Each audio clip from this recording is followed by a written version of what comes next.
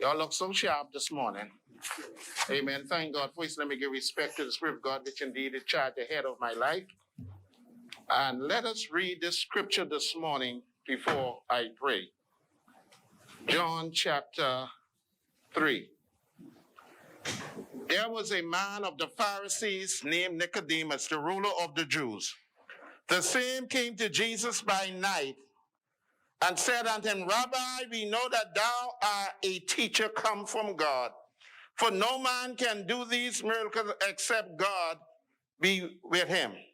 Jesus said unto him, Verily, verily, I said unto you, except a man be born again, he cannot see the kingdom of heaven. Today we thank God for this day, here that all us gather here together.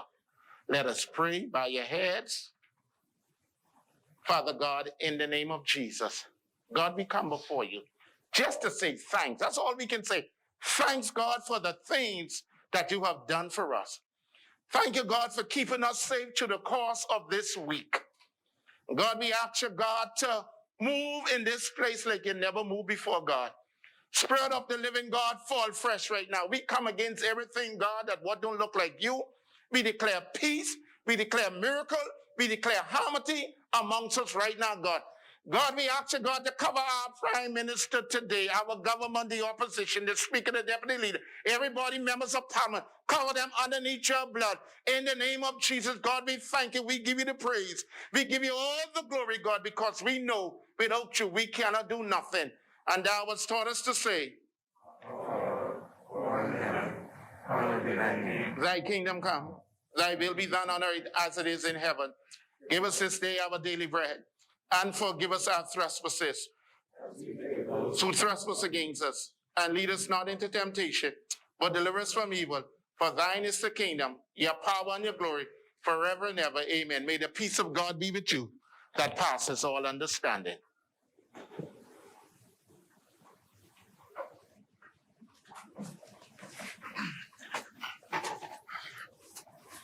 Philip Davis, Chester Cooper, Frederick Mitchell, Glennis Hannah Martin, Obadiah Wilchcomb, Alfred Sayers, Dr. Michael Darville, Clay Sweeting, Keith Bell, Wayne Monroe, Vaughn Miller, JoBeth Colby Davis, Ginger Moxley, Mario Bolag, Jomo Campbell, Basil McIntosh, Miles LaRoda, Pia Glover Roll, Lisa Ramming, Zane Lightborn, Dr. Hubert Minnis, Jamal Strawn, John Pinder, Marcus Rowe,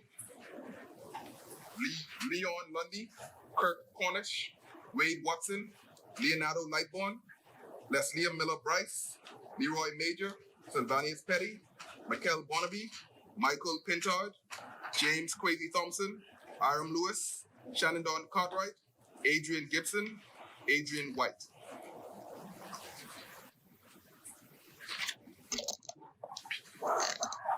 Honorable members, as a difficult year draws to a close, as Speaker of this Honorable House, I would like to wish everyone, in particular, the constituents of Bamboo Town, a Merry Christmas and a happy and prosperous New Year. The COVID-19 pandemic altered lives. The truth is, 2021 has been an immensely difficult year for all of us. I am reminded by the words of David Sassoli, President of the European Parliament, who encouraged his parliament to focus on the importance of not just our individual needs, but also of putting mutual care for others and support at the forefront. Preserving the dignity of people and the principles of cooperation and solidarity. These are values which should determine how we think and formulate our contributions for 2022 in the year to come. To my parliamentary colleagues, despite our passionate national debates, I want to remind you that the bonds of family, community, and country are still deep and lasting in our Bahama land. Therefore, I encourage you to ensure that the spirit of thanksgiving and goodwill is evident within your respective constituencies this year. We are reminded that we are living in a new day where hope is restored, commerce is being revitalized, so that the people of the Bahamas can confidently expect a renewal of social dignity during the holiday season. The work of Parliament is a symbolic reminder that we will overcome.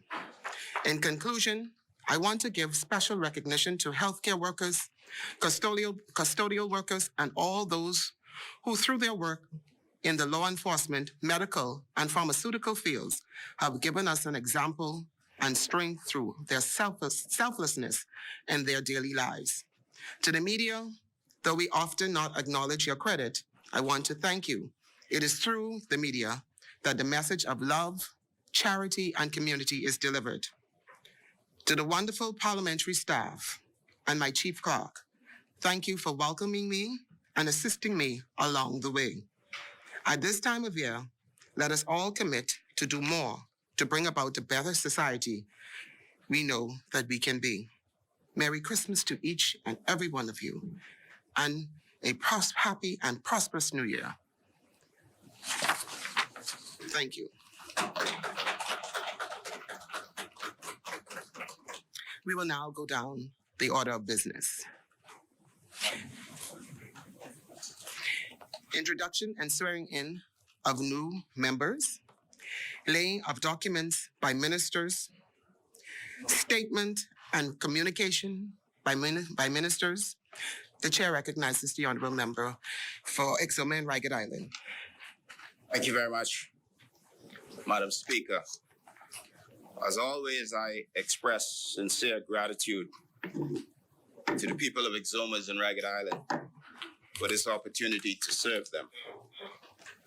As members of this honorable House and members of the public would be aware, in November of last year, noting the protection of public health, the previous administration implemented a health travel visa that required every traveler into the country and throughout most of the Bahamas to fill out an online questionnaire and pay a fee to obtain a visa to enter the country, with additional fees depending on length of stay.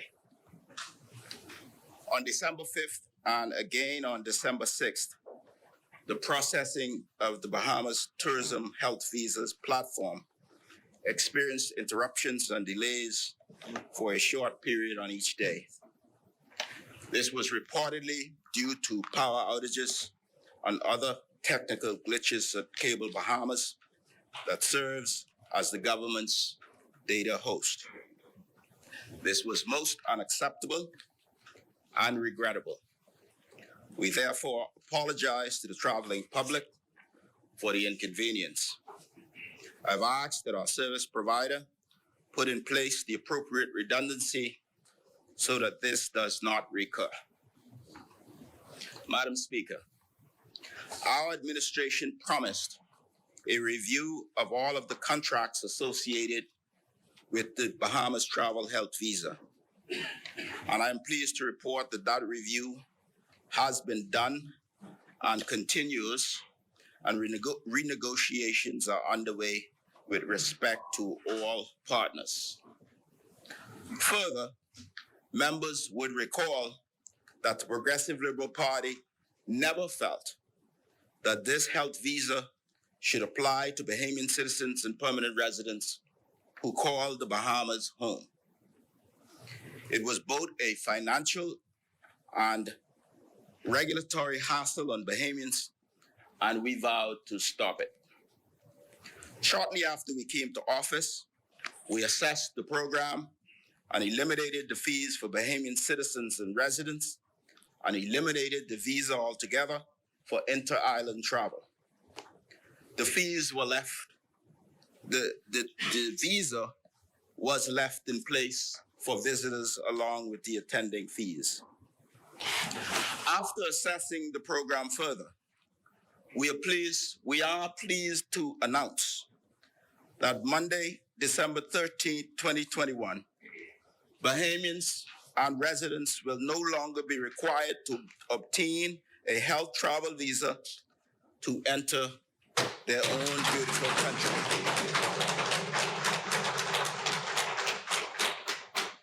The PLP promised to end the travel health visa for Bahamians and residents that was that was implemented by the previous administration, and we are doing just that. This administration plans to take its promises to the Bahamian people seriously. I want to stress further that the testing requirements will remain in place for all travelers. The testing protocols are currently under review by the Ministry of Health. The Ministry of Tourism has been consulted on these protocols in order to ensure a balanced approach to protect our citizens, but also protect our tourism industry and our economy. The Minister of Health will address these matters further in due course. We emphasize that the travel health visa will remain in place for tourists and business travelers from abroad who are not Bahamians or residents of the Bahamas for the foreseeable future. We believe that this provides a level of protection for the health and safety of all in the Bahamas by vetting the authenticity of documents by the Travel Health Visa Program well in advance of travel. The visa has allowed us to gather key data for analysis and marketing and the means to better communicate events that may impact travel.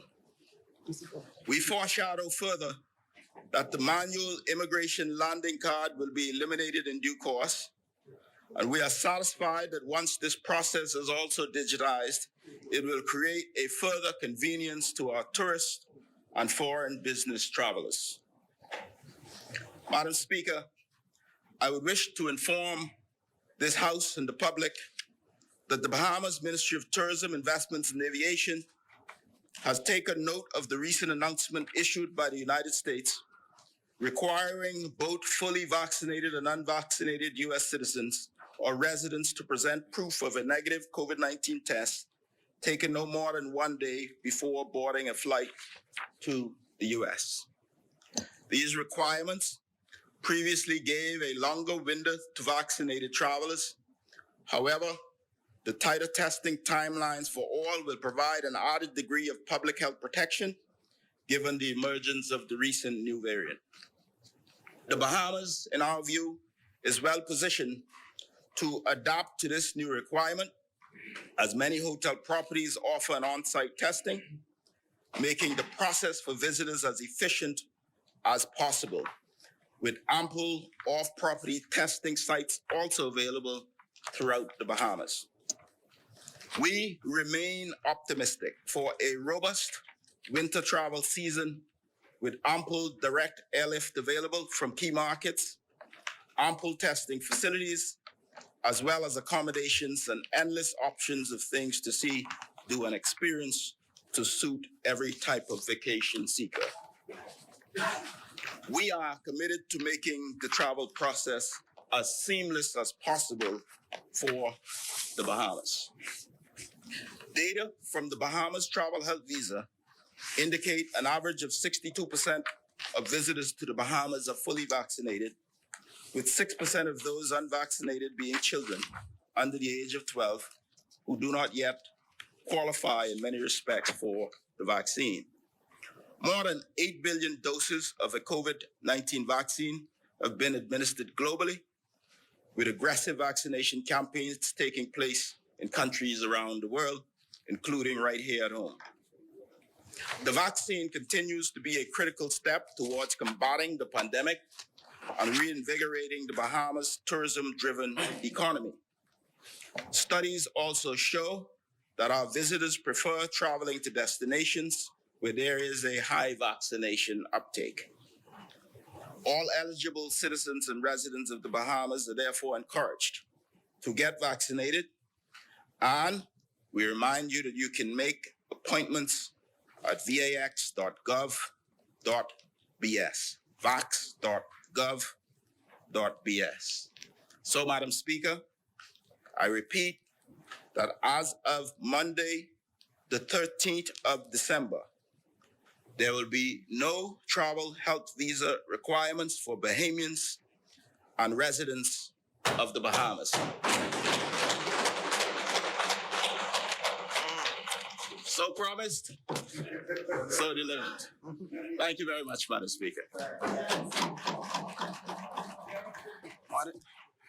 Order that the communication be brought up.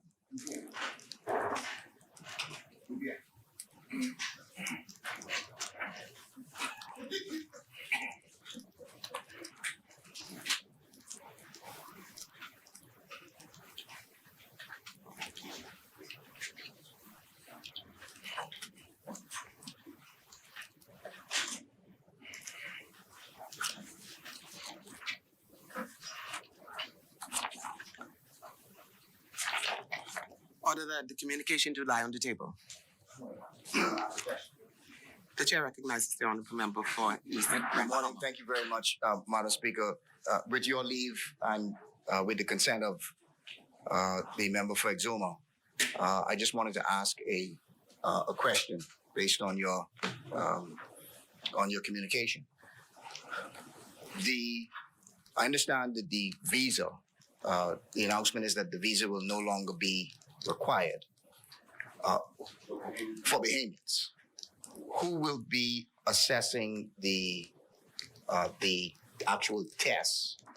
And the second question would be, is the requirements for the test the same in that those who are vaccinated would only require the rapid tests, and then those who are not vaccinated would still require the PCR test? And who then would be looking at the authenticity of the test and so on?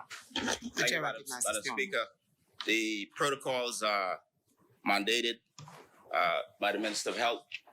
This announcement that I make today does not impact the requirements for testing, and therefore that will continue. I indicated that the Minister of Health will make further announcements with respect to providing additional adjustments as is required given the new variant, etc. When you travel at the moment to Grand Bahama, from Grand Bahama, the airline is required to ensure that you have a COVID test. That process will continue for all airlines. Thank you very much. Thank you, honorable member. For the communication by ministers, the chair recognizes the honorable member for Tall Pines. Thank you so much, Madam Speaker. This morning, it gives me great pleasure to rise on behalf of the wonderful people of Tall Pines and to say to them that we are moving into the Christmas season, and I extend best wishes for them on behalf of my family and wish them all well in the new year. Madam Speaker, I rise to give an update on the COVID-19 pandemic in the Bahamas.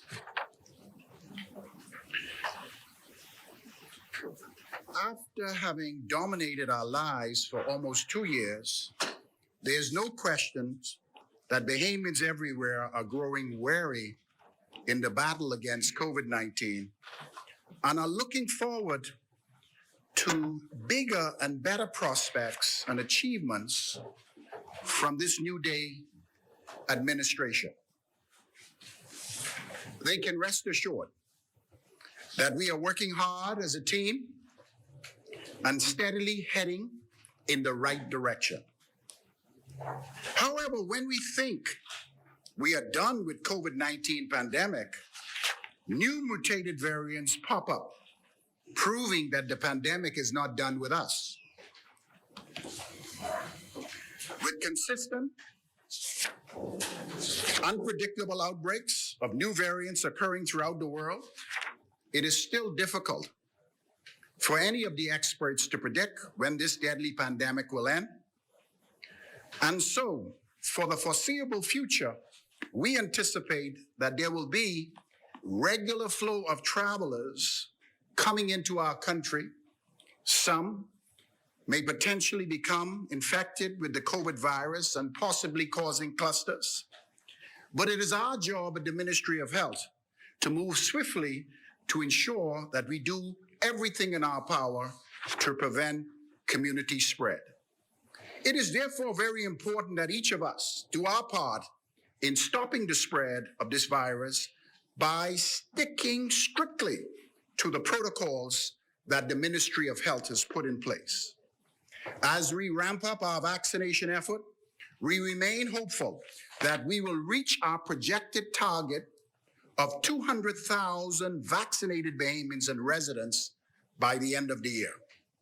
The increased vaccination of our citizens, residents, will certainly reduce the severity of the impact of the virus and make it easier for us to keep our economy open and enable us to continue our lives with some degree of normalcy. Madam Speaker, as of yesterday, the 7th of December 2021, there were 13 newly confirmed cases of COVID-19 in the country. This brings the total number of confirmed cases in the Bahamas to 22,859. Currently, there are 14 COVID-19 patients in hospital in New Providence, and unfortunately, 2 remain in the intensive care in Nassau. I am happy to report that there are no cases of COVID-19 hospitalizations on Grand Bahama. These numbers that I speak about are some of the lowest numbers we have seen all year.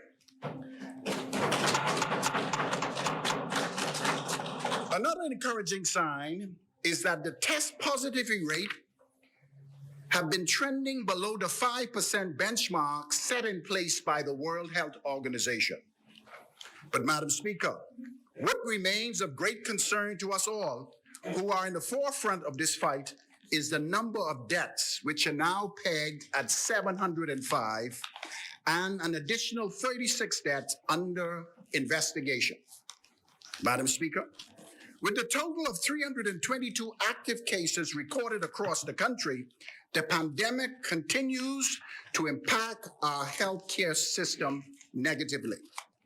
The new Omicron variant, labeled by the World Health Organization as being more transmissible than the Delta variant, has already spread to some 40 countries around the world and is moving closer and closer to our shores.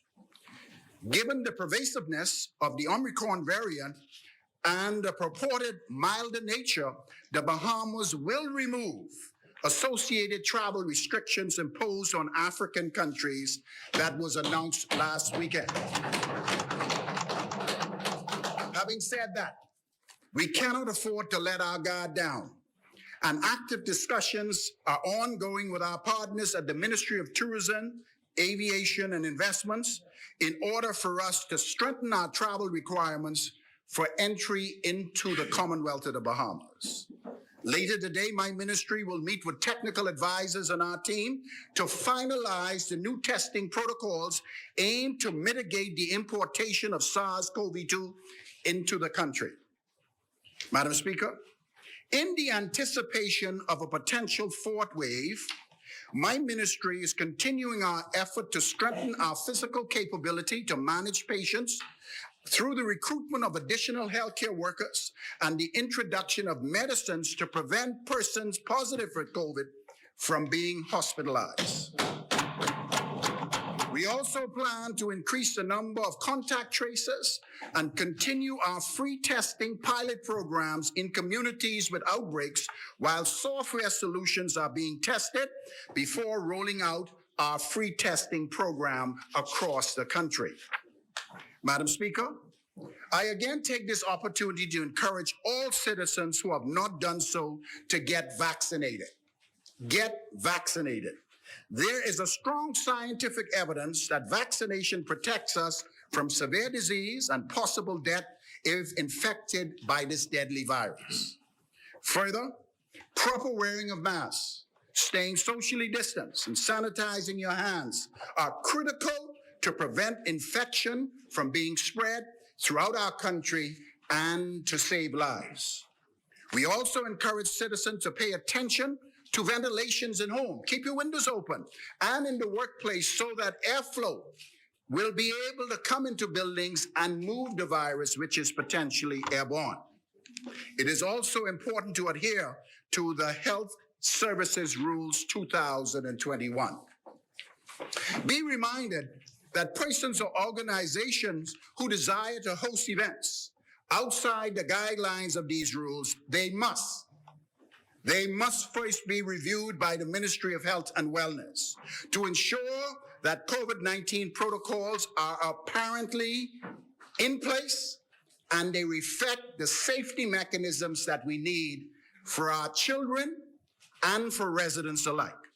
Madam Speaker, last week, there were some 3,300 vaccine doses administered at our vaccination centers. These numbers reflect a slow trend of persons seeking to be vaccinated for the first time. Madam Speaker, we are happy to advise this morning that beginning today, Pfizer and Johnson & Johnson COVID-19 vaccines will be offered as booster doses. The booster dose will be administered to those who receive Pfizer, AstraZeneca 6 months after the second dose, and Johnson & Johnson 2 months after the initial dose.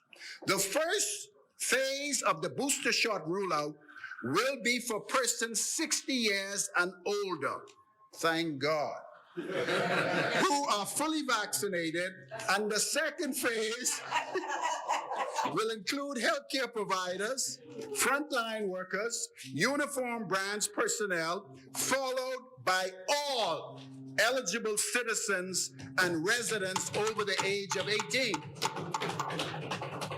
This is great news, Bahamas, and we are encouraging everybody who qualifies to capitalize on this vaccine opportunity. Madam Speaker, I conclude by encouraging Bahamians to consult reliable sources such as the website for the Ministry of Health and Wellness, the Office of the Prime Minister, and the respective Facebook pages to ensure that they receive accurate information.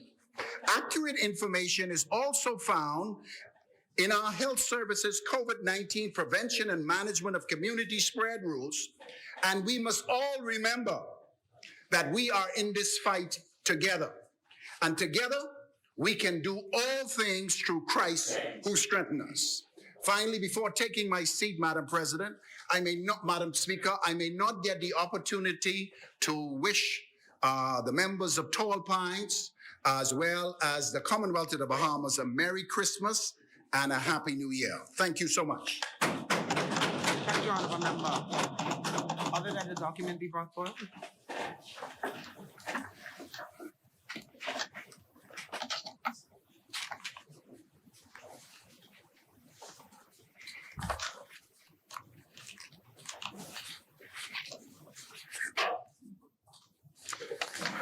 Order the document to lie on the table. Further communication by ministers. The chair recognizes the Honourable Member for Angliston. Thank you very much, Madam Speaker. Madam Speaker, I rise again in this honourable House on behalf of the good people of Angliston, and indeed on behalf of Bahamians everywhere, to make this communication to provide further information as it relates to the Ministry of Education's efforts to address the fallout occasioned by the coronavirus pandemic and its impact on the delivery of education in the Commonwealth of the Bahamas. I begin by assuring the Bahamian people that the Davis administration is committed to ensuring that our children do not fall between the substantial cracks created by these and conditions. And further, that through our education process, our children will realize their full potential. Madam Speaker, this has been a tremendously challenging period for all concerned, for students, teachers, administrators, parents, and as I've previously intimated, children have been alternating between complete shutdowns with no instruction, hybrid instruction, a combination of face-to-face and virtual, and most recently, fully virtual instruction in their schooling experience. Throughout this period, in the last almost 2 years, thousands of children have been fully absent from school and have never logged onto the virtual platform. And there are many who have logged on, including teachers, who say they have experienced challenges and frustrations on the virtual platform. The children who have been absent from school for this period will have undoubtedly suffered significant learning loss, which, if not remediated, is likely to have serious detrimental effect on the individual lives of each child and on our collective state as a nation. We have commissioned a survey, and I've talked about this before, but it doesn't hurt to repeat. We have commissioned a survey through the Department of Statistics to ascertain the extent of this absenteeism and the reasons for same, with the results expected to be delivered to us in the next few days, by next week. This critical data will inform our strategies going forward so as to remove all obstacles to the access of learning for our children. It is the determination of this Davis administration, and as I've said earlier, that no child will be left behind, and that we will do all that we can and must to cause for our children to safely resume face-to-face instruction, as this mode of teaching is proven most effective and will create greater accessibility in this regard. In this regard, the Ministry of Education has worked collaboratively with and has been guided by the Ministry of Health and Wellness. As a result, and based on the advice of the Ministry of Health and Wellness, public schools nationwide will resume hybrid instruction with face-to-face in-person classes nationwide beginning the 11th of January, 2022.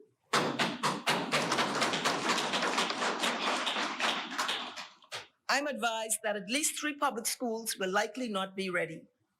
And I will speak further to that at another time, because the Ministry of Works is working with the Ministry of Education to see how works can be accelerated. But we do know that Sybil Strawn Primary, that C.W. Sawyer Primary, and Ridgeland Primary, those 3 schools will be challenged to be opened in January. But I will update the nation further on that. But if those schools are not ready, the ministry is completing the identification of alternate locations for face-to-face learning for those schools. So we expect those children, if those schools are not ready, to still participate in face-to-face in-person learning on the 11th of January. It was determined after consultation with the Ministry of Education, with the representative union bodies, that, as was the case last year, end-of-term examinations will not be held.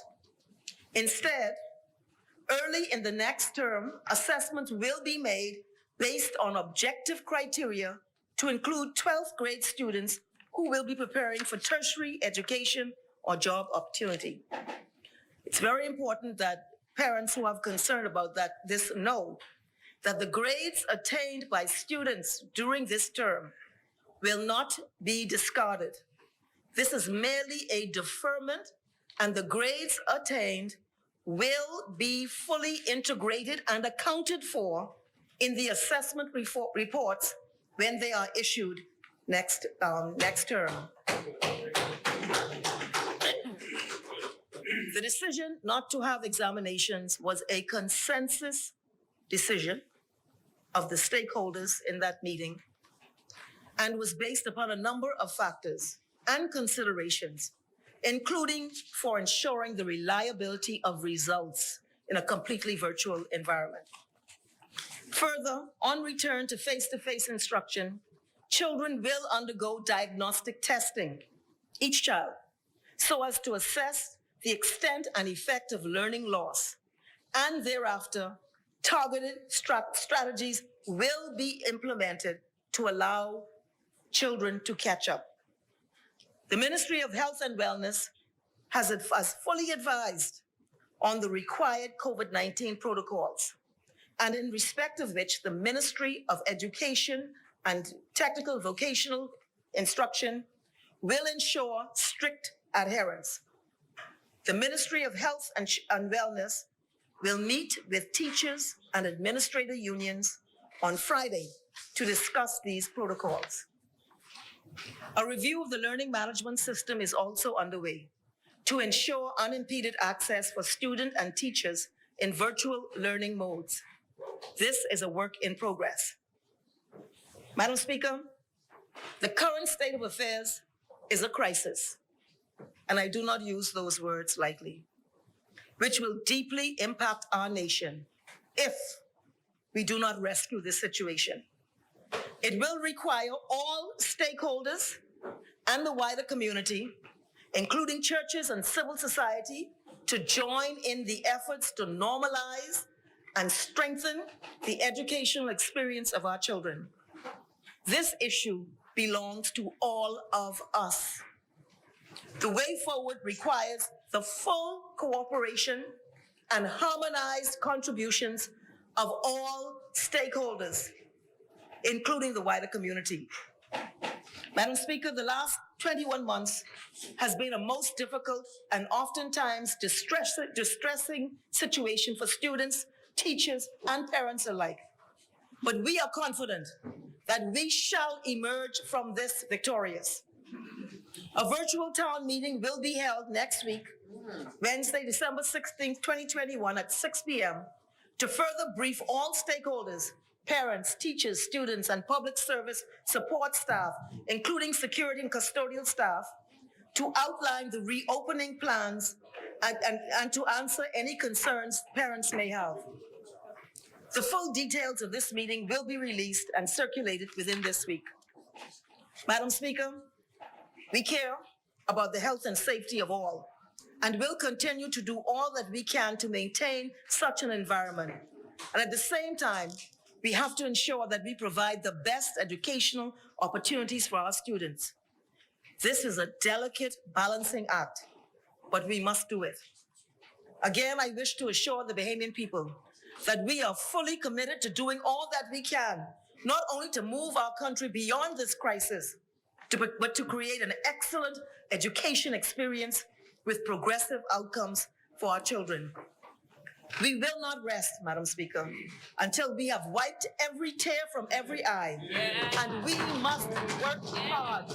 Thank you very much, Madam Speaker.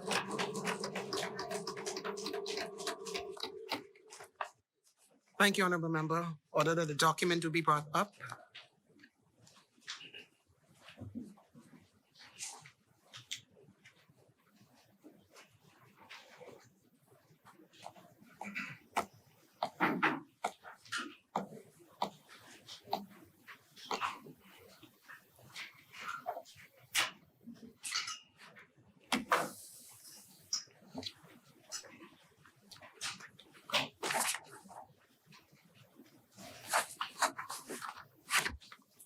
Order that the document to lie on the table. Further communication by ministers? The chair recognizes the Honourable Member for Central and South Eleuthera. Madam Speaker, it is an honor to once again stand on behalf of the great people of Central and South Eleuthera. Local government in the Bahamas came into effect in 1996 by an act of Parliament. And since that time, pursuant to Section 17(1) of the Local Government Act, elections have been held every 3 years. Local government continues to play an intricate role in the lives of our Family Island residents. Local elected persons are responsible for making wise decisions on everyday matters that will add to the improvement of the quality of life of their citizenry. They are to ensure that they utilize their resources, including manpower, efficiently and effectively, that they are accountable for all public finances allotted to them, and that they manage funds to the best of their abilities. They should work to develop an environment where future leaders are cultivated to take on leadership roles, not only on the local level, but also on the national level. Madam Speaker, I am a testimony of what local government can do. I am proud to say that I once served as an elected local government official in my hometown.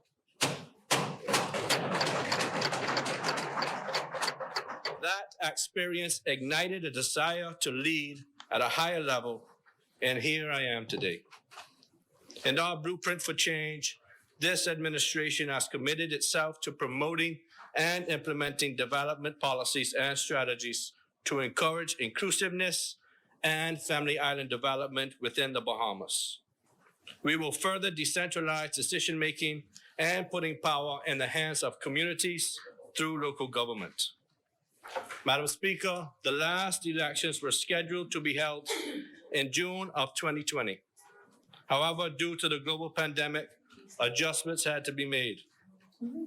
As a result of the issuance of the Emergency Powers Orders 20, provisions were made for the suspension of local government elections. Unfortunately, any perceived extension to the allowance of holding the local government elections after expiration of the orders were void.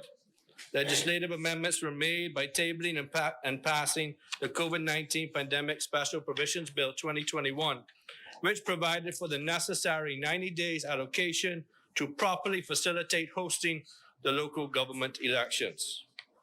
Provisions can now be made to accommodate the local government election process.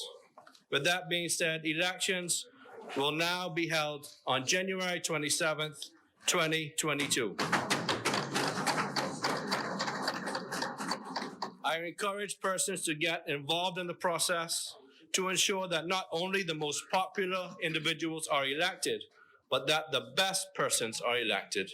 Those persons who have a heart for the people, for the advancement of their communities, and for this country as a whole. Pursuant to Section 17(2) of the Local Government Act, local government elections are held under the provision of the Parliamentary Elections Act and any regulations made thereunder. Madam Speaker, my ministry has been working very closely with the Ministry of National Security, which has the responsibility for the holding of elections in this country. And we have also been working with the Ministry of Health and Wellness to ensure that the proper health protocols are adhered to. Madam Speaker, every effort is being made to cause this election process to be as convenient and as efficient as possible. With that being said, Madam Speaker, before I take my seat, I would also like to extend Christmas greetings to the people of Central and South Eleuthera for providing me with the gift of becoming their Member of Parliament. And I hope to continue to return that gift by representing them with my hard work and perseverance to give them the best representation so they can be proud of. So to the people of Central and South Eleuthera, I wish them a Merry Christmas and a Happy New Year, and to the Bahamas as a whole. Thank you. Thank you, Honorable Member. Order that the document be brought up.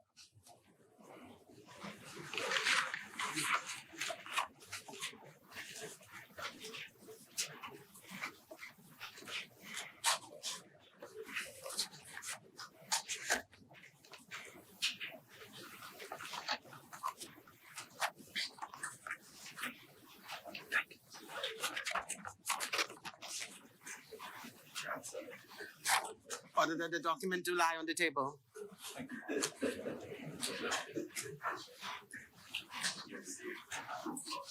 Further communication by ministers?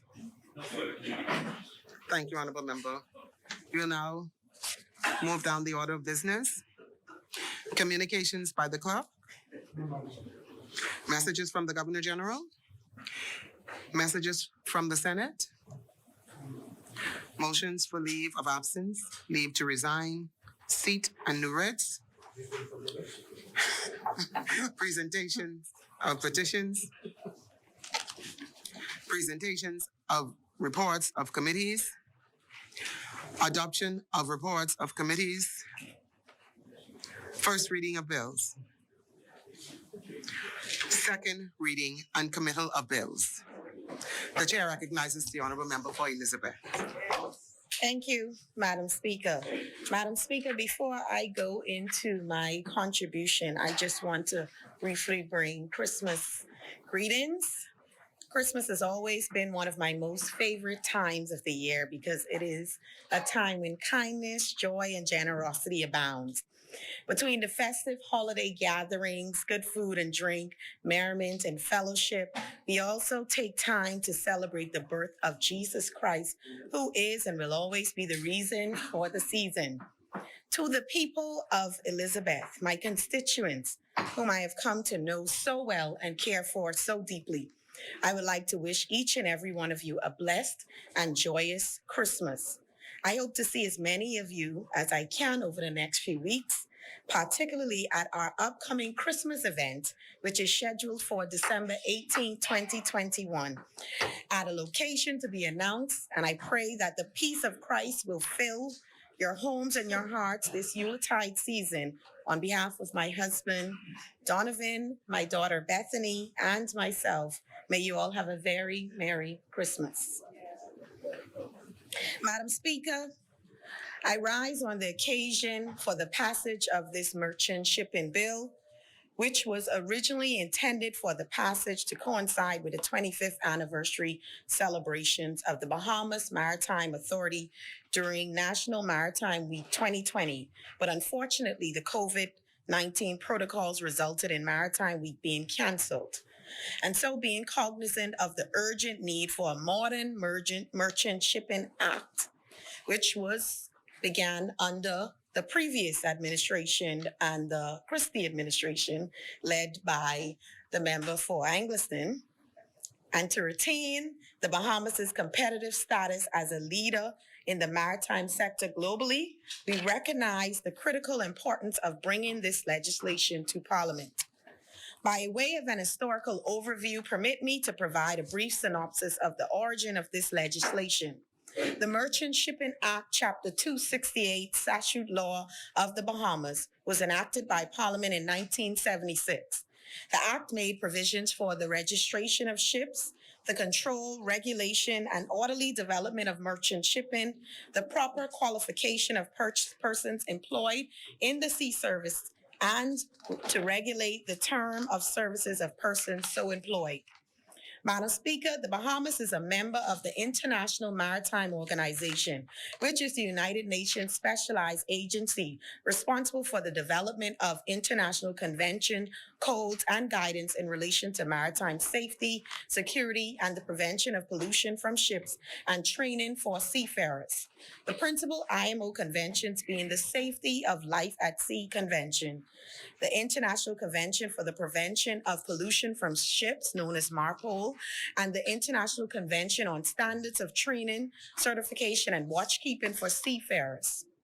Madam Speaker, permit me to draw your attention to the alignment of the bill with the environmental regulations, particularly recognizing the need to counter the devastating effects of climate change and any implications to our fragile marine ecosystem upon which we are very much reliant, whether through tourism or fisheries or broader finance. When the Prime Minister Davis joined other world leaders in Glasgow to participate in the UN Climate Change Conference COP26, Hurricane Dorian and the existential threat to small island states like the Bahamas was very much at the forefront of our consideration. In this context, our legislative will aim to incorporate environmental requirements to address the adverse environmental impact from ships so as to protect our oceans, prevent or reduce pollution, and promote biodiversity. Madam Speaker, additionally, the Bahamas is a member of the ILO, International Labor Organization, the United Nations agency responsible for the development of standards and policies for labor and decent working conditions for seafarers, the principal ILO convention for being the Maritime Labor Convention 2006. The Bahamas is also one of the world's largest ship registries, with its ships and the seafarers on board trading globally with a recognized reputation of quality standards through the ratification, adoption, and application of the IMO and ILO internationally binding conventions and codes. This attribute of quality enables the Bahamas to attract tonnage to the ship registry, with the revenue from this operation being applied to the Bahamas Consolidated Funds, to which over $100 million have been contributed by the ship registry. The ship registry is managed by the Bahamas Maritime Authority, which also has the responsibility for representing the Bahamas at the IMO and the ILO meetings. Madam Speaker, the importance of this industry is further underscored by former Secretary General. According to the former Secretary General of the IMO, Koji, when he stated, and I quote, "Shipping is the servant of world trade and is indispensable. But to secure a successful and sustainable future, shipping needs to attract investment, to attract high caliber people, and to stimulate creative thinking and technological innovation. Technical innovation and the regulatory imperative will continue to ensure that shipping becomes cleaner, greener, and ever more efficient." CARIM advocates that at International Maritime Organization, member states strive to achieve successful and sustainable futures and to attract investments by effective implementation and enforcement of international maritime conventions. The term implementation in this context covers all relevant laws, regulations, policies, and other measures and initiatives that a member state adopts and takes to meet its obligations. These quotes from the preeminent industry leaders on the important role of shipping and by extension effective legislation is further reinforced by the COVID-19 pandemic, where shipping and maintenance of the global supply chain was and continues to be critical to global economic sustainability, with ships and the seafarers serving on these ships at the forefront of the response from and the recovery to the pandemic. Madam Speaker, this is indeed an opportune time to bring this legislation to the House, as I am privileged and honored to advise of the Bahamas candidature for IMO Council membership in Category C, with the IMO Council being the executive organ of IMO and is responsible under the IMO Assembly for supervising the work of the IMO. In that regard, the Bahamas is seeking to be elected for one of the 40 seats on IMO Council for the 2022-2023 biennium, which will be facilitated by Interagency Cooperation for Engagement with all IMO member states. It is noteworthy that the Bahamas has served on the IMO Council continuously from 1999 to date, playing a leading role at all levels in promoting change within shipping. We have long been advocates of a goal-based approach to regulatory reform. I further wish to inform that the Bahamas has endorsed and supported the decision of the IMO Council to recognize and advance gender equality through the adoption of the International Day for Women in Maritime, to be observed on the 18th of May annually. This aligns with the United National Sustainability Goal 5, gender equality, and in May, I, as the Minister of Transport, will have the honor to celebrate and lead the national efforts in this area. Madam Speaker, although I digress slightly, it is importantly so, since as a small island developing state, we uniquely encompass the IMO Category C criteria with a strong maritime heritage and deep roots with the Caribbean region. And so with this in mind, a key to our continued partnerships is ensuring that we have the legislative and regulatory framework in place to bring about much needed reforms. To this extent, the Bahamas Maritime Authority, with the assistance of the Office of the Attorney General, undertook a comprehensive review of the Merchant Shipping Act and regulations to update and address any gaps in the legislation. Since 1976, the Merchant Shipping Act was amended on numerous occasions in order to remain consistent with the frequent amendments to various international conventions to which the Bahamas is a party. The last comprehensive updating of the existing act was undertaken in 1999, with several amendments having been undertaken to the act and the subsidiary shipping regulations since that date. The Merchant Shipping Maritime Claims Limitations of Liability Act, Chapter 281, Statute Law of the Bahamas, was enacted by Parliament in 1989 and provided for the liability of ship owners and salvors. The new Merchant Ship Bill, seeks to continue to provide for the registration of Bahamian ships, the proprietary interest in ships, the training, certification, and watchkeeping related to seafarers, the conditions of employment of seafarers, and the health and well-being of seafarers on board a ship, the prevention of collisions and the safety of navigation, the safety of cargoes, including transshipment activities, to prevention of pollution, maritime safety and security, the liability of ship owners, and investigations into marine casualties. Further, the bill retains and updates the requirements for the regulation and development of merchant shipping and related services. The provisions of the Limitation of Liability Act will be incorporated into this new bill. Accordingly, the new bill will bring together acts of Parliament in a single comprehensive act which embraces the subject matter of the enactments.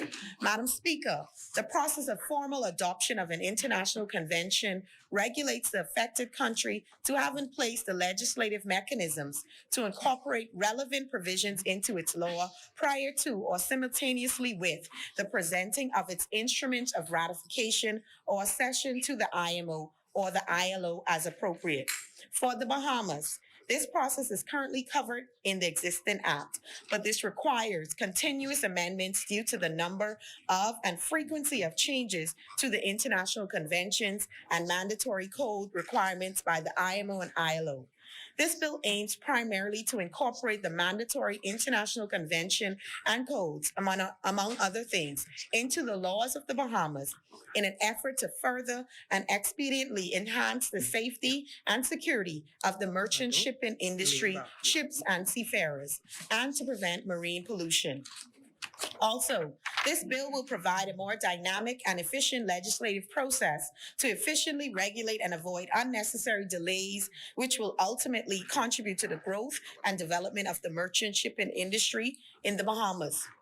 Madam Speaker, this bill retains the primary legislation to introduce powers, the regulations to the minister, and specific delegated authority to the Bahamas Maritime Authority to pass directive or orders to give effect to and enforce IMO and ILO instruments, which are mainly of a technical nature. This approach is particularly relevant to those amendments to technical provisions of conventions brought by the tacit acceptance process.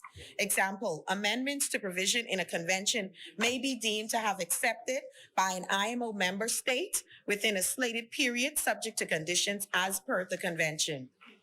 Madam Speaker, the recommended approach taken with this is to the extent possible to make provision for the fulfillment of responsibility in the relevant area by statements of principle, where applicable, to note the current coverage of each responsibility by reference to whether existing regulations or provisions of currently ratified applicable convention requirements, and confer upon the Minister of Transport or the BMA the authority to make further provision by regulation of or otherwise for the attainment of the desired objective.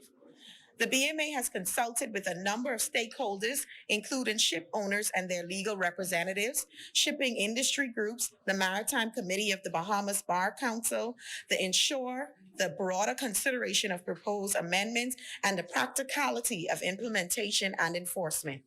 This consultation process was critical to draw from these strategic partners and factor in the practical aspects of the broader shipping services so as to draft legislation that can effectively implement and be enforced. This level of engagement also aligns with the desired goal of demonstrating legislative compliance with the international convention and codes that will also facilitate business opportunities, particularly in ship registration and alignment of the Bahamas environmental requirements. Madam Speaker, the BMA utilized the services of an esteemed international maritime law firm, HFW, who undertook a review of the maritime and shipping laws and legal processes of other countries, including the United Kingdom, Malta, and Singapore, amongst others, to gain an objective and comparative assessment of countries with international ship registries. The text of the bill was also reviewed by the experienced and competent personnel of the Bahamas Maritime Authority, Attorney General's Office, and the Deputy Chairman of the Bahamas Maritime Authority, Mr. Peter John Galandris. Madam Speaker, the bill, along with the subsidiary regulations, is proposed to enter into effect in 2022 and would repeal the Merchant Shipping Act 1976 and the Merchant Shipping Maritime Claims Limitation Liability Act 1989. In wrapping up my contribution, Madam Speaker, and in support of the passage of this bill, I wish to reiterate that my ministry, by way of the Bahamas Maritime Authority, is unwavering in its commitment to facilitate efficient delivery of modern regulations and to advocate for the simplification and rationalization of regulations and guidelines. Therefore, the Member of Parliament for Elizabeth supports the passage of this bill. Thank you. Thank you, Honourable Member. Is there a seconder? The Chair recognizes the Honourable Member for Centerville. Madam Speaker, there's an old saying that behind every great man stands a great woman, but in this new day, we can safely say that great men can now stand behind great women, Madam Speaker. And I am happy to follow in such footsteps. Madam Speaker, I rise today, not on my own strength, but that of the Almighty God, the great architect of the universe, to represent the good people of Centerville. I am in their debt for the opportunity that they have given me to speak in this place on their behalf. Thank you. With that being said, Madam Speaker, it is with a heavy heart that I must offer condolences to the family that lost a loved one last evening at the hands of violent crime in the Mason Addition area. And by extension to the other families in Centerville, to my good friend Ms. Chubby from the Fort Hill, the Lee family from Mason Addition, and all the other families, Madam Speaker, in the great constituency of Centerville who have suffered this hardship. Our thoughts and prayers are with them. Madam Speaker, it was with great joy last week that I accompanied the children's choir from Shekinah Family Outreach as we took the time to bring back an old tradition in Centerville. We went Christmas caroling. I sang as well. Maybe not as lustily as the others, but I sang as well. We'll definitely invite them on our next trip. But we caroled from Quaco Street all the way down East Street and ended up in the big yard. We chose these areas because anyone who would have seen the news lately would have known and come across all of the horrific incidences that these residents have experienced in the past few weeks. And we wanted to bring a bit of joy to that portion of Centerville, Madam Speaker. And we come. And I once again thank the NGOs who have stepped up to the plate to give their support to the constituency. With that being said, the surprises and prizes are not done. On the 11th of December, this Saturday, we will be having 2 Christmas functions for the children of Centerville. The first being held through Quaco Street at Shekinah Family Outreach, and the second being held at the Centerville Medical Center in conjunction with that center and Doctors Hospital. We are undertaking to provide some joy and smiles for the children of Centerville who really are the most deserving, especially at this time of year. So there will be free food and toys and giveaways, and perhaps the member of Foxhill may grace us with his presence and his voice at that time on Saturday. Madam Speaker, the Bahamas is a great work in process. Successive administrations, some more than others, over the years have demonstrated their understanding that governance is a marathon It is not a sprint. It is the responsibility of the government of the day to ensure that our country moves forward in the best interests of our people. The Progressive Liberal Party, on more than a few occasions, have shown that we understand the role of government in the lives of the people and this country. We understand the concept of leaving the country in a better place than we met it.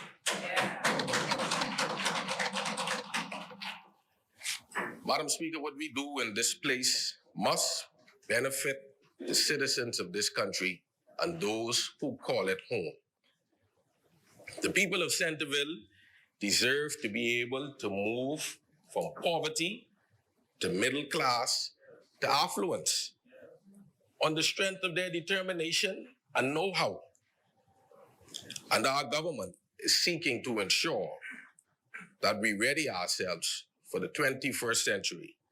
And that is exactly what this Merchant Shipping Bill intends to do.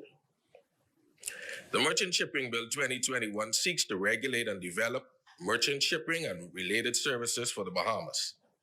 The bill takes into account international, regional, and national standards, as well as the state of affairs of the global maritime sector. Since March 2020, as my colleague indicated, the global maritime sector was impacted by the coronavirus. This pandemic and its offshoots, such as the absence of safety, supply congestion, and crew issues, vaccination, illness, repatriation, explains why early maritime trade was mainly the preserve of adventurers, and the sea was associated with the idea of chance or fate.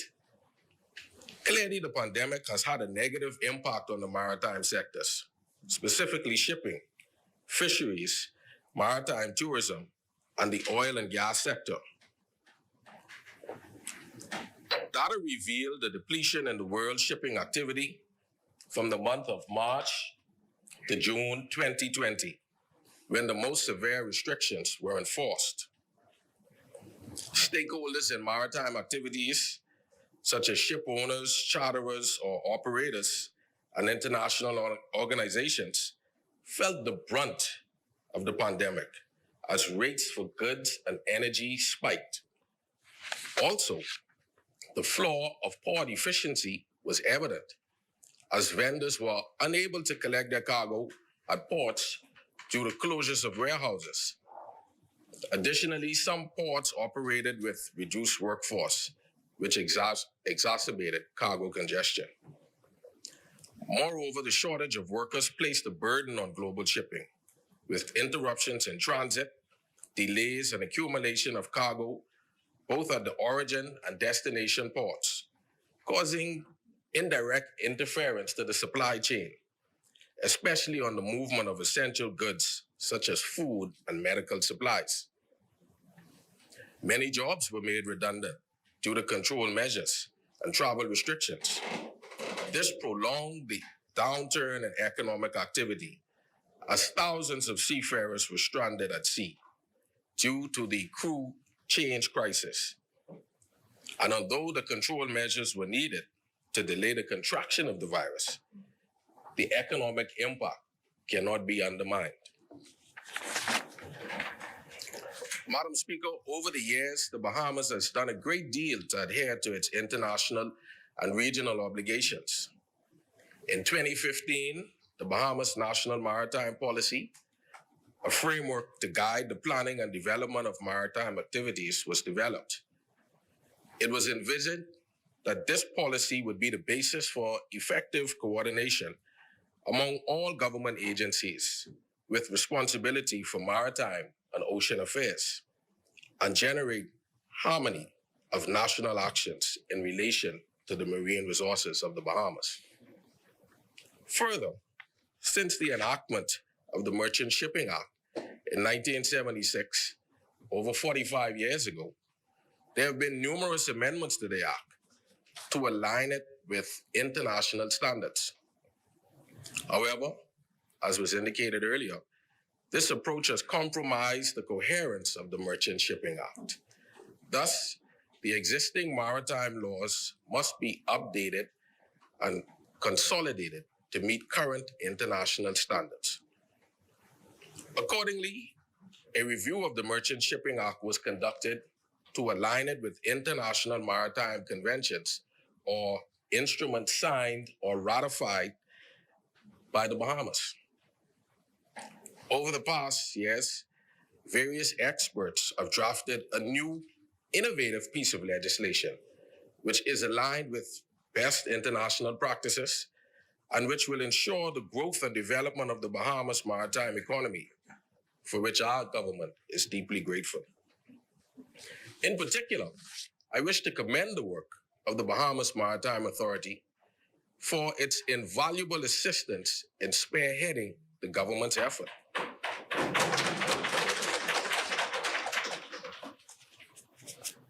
Madam Speaker, the Merchant Shipping Bill is but one in a suite of laws to give effect to the vision of our government to revive the maritime transport sector and to meet our international obligations.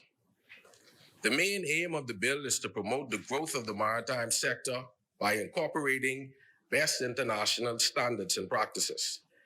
Generally, the bill implements international conventions to ensure the safety and security of ships, the safety of life at sea, and the prevention of marine pollution.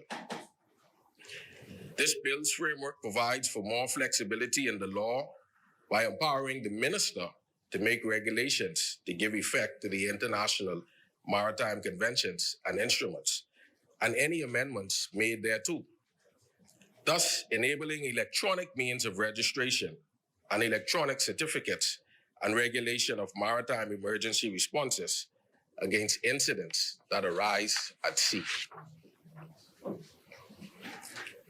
As my colleague has stated, this bill strengthens the investigation and adjudication of claims arising out of collisions by tasking assessors to present their findings on the degrees of fault of each ship. Further, this bill empowers the minister, director, or an inspector to take actions against ships that are unsafe and pose a threat to safety of life at sea, and includes a procedure for appeal from detention notices served by the inspector. The bill also provides for dispute resolution, as it has remarkable advantages over litigation in maritime. These advantages include flexibility, specialization, confidentiality, and more generally, the possibility for the parties to determine every aspect of the procedure. Maritime arbitration simply seeks to solve disputes such as non-performance of contracts, destruction of goods and damages, etc., and resort to out-of-court settlements. So, this bill empowers the minister to make rules for maritime dispute resolution, which comprises primarily maritime arbitration. However, negotiation and mediation are always a part of the dispute resolution process. In sum, Madam Speaker, this new, modern, and dynamic bill retains the fundamental provisions of the Merchant Shipping Act 1976, while introducing new provisions to give immediate effect to international maritime conventions. Madam Speaker, this new bill calls for an integrated approach, or a multi-sectoral approach to maritime safety, security, and the prevention of pollution. Various government ministries, other levels of government, non-governmental agencies, and civil society must work together to address current ocean issues and to strengthen marine security. Madam Speaker, we are called to be good stewards to this country for the time which we have been given charge of its affairs. While bills such as this one before us today are necessary, We must also bring before this place legislation that will impact the lives of the regular Bahamians in the ways they can feel.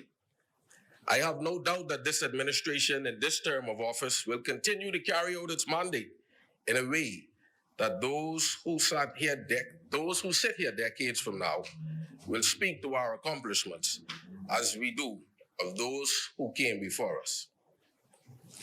Thomas Fuller once said, and I quote, Madam Speaker, "He that will sail till all dangers are over must not put to sea." Despite the many dangers this current administration faces, Madam Speaker, we have put to sea. And with that being said, I support this bill, Madam Speaker. Thank you. Thank you, Honorable Member. The Chair recognizes the Honorable Member for Marco City.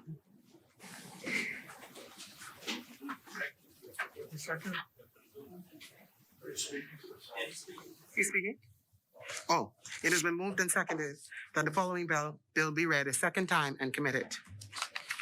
A bill for an act to provide for the registration of Bahamian ships, to provide for propriety, interest in ships, to provide for training, certification, and watchkeeping relating to seafarers, to provide for the conditions of employment of seafarers and the health and well-being of masters and seafarers, to provide for the prevention of collisions, the safety of navigation, the safety of cargoes, and carriage of bulk and dangerous cargoes, to provide for the prevention of pollution, maritime safety and security, the liability of ship owners, and the investigations into marine casualties, to regulate and develop merchant shipping and related services, to incorporate international conventions into the laws of the Bahamas, to repeal the Merchant Shipping Act 1976 and the Merchant Shipping Maritime Claims Limitation of Liability Act 1989, and for connected purposes. As many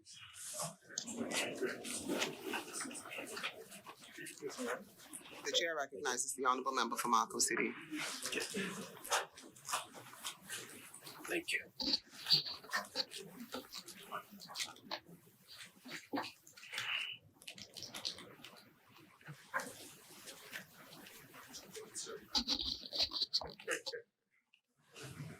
Madam Member.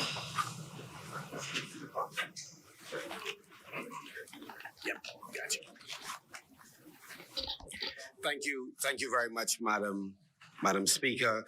I thank God for another opportunity to be able to rise in this place on behalf of the wonderful people of Marco City, and of course to lend my voice to this important bill that seeks to modernize the maritime sector. Madam Speaker, it is often said that the Bahamas is a small island state. I've said before and would like to reiterate that in my view, we are a big ocean state with more than 100,000 square miles of ocean. Ocean that provides us with an opportunity for tremendous revenue generation across multiple ministries and industries. While today we're discussing the Merchant Shipping Act of 2021, this discussion must be held not in isolation, but within the context of our national development plan in general and the development of the blue economy in particular. Our marine environment is a shared space, primarily between ministries with responsibility for marine resources, the environment, transport, and tourism. In each of these ministries, there are a wide range of economic opportunities and real potential for the diversification of an economy that has been led by the twin engines of tourism and financial services. And while I accept that for the foreseeable future, this is likely to be the case, it is true, Madam Speaker, that we are missing some wonderful opportunities through linkages to diversify our economy, and to bring more Bahamians into the formal sector as true owners of our patrimony. If we are to successfully exploit in a sustainable way the resources and spin-off industries associated with our marine sector, the relevant ministries must engage in ongoing discussions and planning with each other, being careful to consider the following. One, they must be careful to engage in discussions about spatial planning to ensure that there are clear plans on how we are going to utilize the shared space near shore as well as the deep sea environment. Madam Speaker, if we are to explode the opportunities available in our maritime sector, we must ensure that there are not contradictory developments taking place in this shared and fragile space. For example, the question ought to be asked and carefully considered and answered. Will oil drilling pose such a risk to other potential enterprises, such as near and deep sea fishing, snorkeling, deep sea diving, harvesting of a variety of marine resources in our waters on and under our seabed? Madam Speaker, we must continue to work and carry out the careful valuation of our marine resources.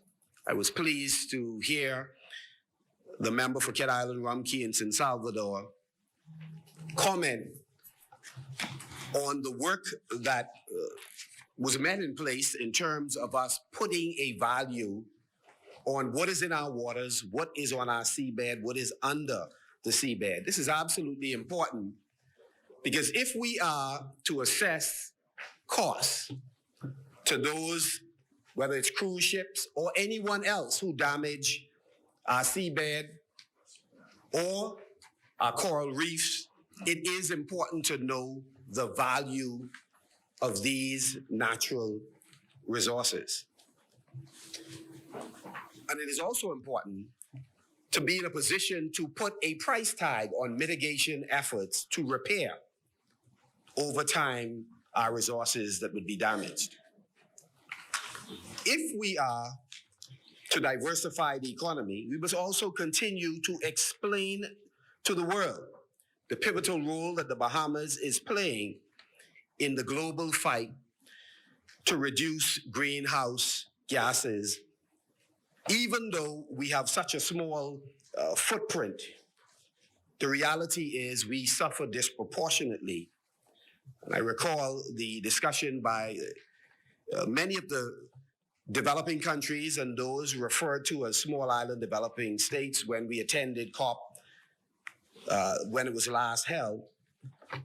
The reality is there is a growing and shared understanding that there is a value to the work that we are performing on behalf of the international community as we function as sinks, helping with carbon sequestration, that there is a monetary value to be gained by the Commonwealth of the Bahamas and countries with our natural environment that contribute to the reduction of greenhouse gas emissions. Madam Speaker, the potential for setting up fish farming operations in near shore as well as in not so close to the shore environments is huge. Many persons are unaware that at least 50% plus of the marine resources consumed globally are harvested, are farmed. They are not caught in the ocean. We have a marvelous opportunity in this shared space to look at a wide range of aquaculture, mariculture enterprises that can empower Bahamians. Madam Speaker, There are marvelous opportunities, not just in fish farming operations, but in coral restoration studies and exercises. The sustainable harvesting of certain species of corals for industrial purposes, as we are already doing with the Elizabethae. Madam Speaker, the potential for establishing a world-class marine film studio for the purpose of movie production is a real possibility for the Bahamas. I believe in the Western Hemisphere, there may be only one such facility. We are a natural fit. Stay already. Madam Speaker, the utilization of our waterways and coastal areas to establish protective barriers to mitigate against storm surges is an idea that is long overdue in terms of implementation. We are in a very precarious position as a country, and I know that discussions are already going on in Grand Bahama about the possibility of constructing berms, working with international partners, finding creative ways to fund barriers that can protect our islands that are in a vulnerable position. There are so many opportunities in this shared and fragile space. Bahamians travel internationally and we witness incredible boardwalks and developments along our coastal lines, but we have not yet fully exploited the potential that we have to do the same right here in the Commonwealth of the Bahamas. Member for West End and Bimini has a marvelous opportunity in West End to transform the foreshore. And we will stand with you in doing that because we believe, one, there's a need for protection of residents, but there's also an economic bonanza in creating an incredible unplanned boardwalk. With Bahamians selling all things Bahamian along the periphery of our island. Even the fingers over the bridge, there are so many vacant land not utilized that would require discussions about rezoning certain areas. All of these hold huge potential for economic development. And so we have a marvelous opportunity. The time has come for us to seriously look at floating residences and business enterprises on our near shore waterways that are carefully planned, environmentally friendly, and carefully regulated. I'm certain that we are not satisfied that we have sufficiently investigated the potential energy that can be generated from our oceans and the possibility of increasing the mix of renewables in our energy plan. Madam Speaker, today, the Bahamas takes an important step forward in modernizing our maritime industry. The introduction of this bill, the Merchant Shipping Act, is the culmination of extensive collaboration over a number of years and represents an important milestone for the Bahamas as we seek to improve our position as a global leader in the maritime space. This sector, Madam Speaker, is an important pillar of our economy. The maritime industry, as I mentioned earlier, impacts tourism, transport, fisheries, and the environment. And while we have made many strides over the years, this bill will make the Bahamas clearly more competitive on the global scene. As was mentioned earlier, the previous bill passed in 1976 clearly required substantial overhaul in order for the Bahamas to keep pace with the growth and development in the shipping industry and to ensure that our jurisdiction becomes more responsive to our clients and become a pace setter in this globally competitive industry. I know, Madam Speaker, while none of us have spoken about it or are likely to speak about it in depth, there's an informal discussion going on about whether or not ministers ought to be given more latitude as it is in this bill. And I support that ministers need to have greater control and less the director. But what is also true is that the ministries have to be a lot faster than we've been in the past. It's the same cry we've heard in the judiciary, where when we're trying to design and put in place financial instruments that would help the financial services sector, the Bahamas has not, over time, been as nimble, as aggressive in getting it done. And sometimes it's the inertia in the system that causes us to move slowly. And while we are moving slowly, other jurisdictions are seeking to move aggressively and taking advantage of markets that we can exploit. Madam Speaker, the last significant review of this legislation was done in 1999, I'm advised, and several amendments were undertaken to the Act and subsidiary legislation.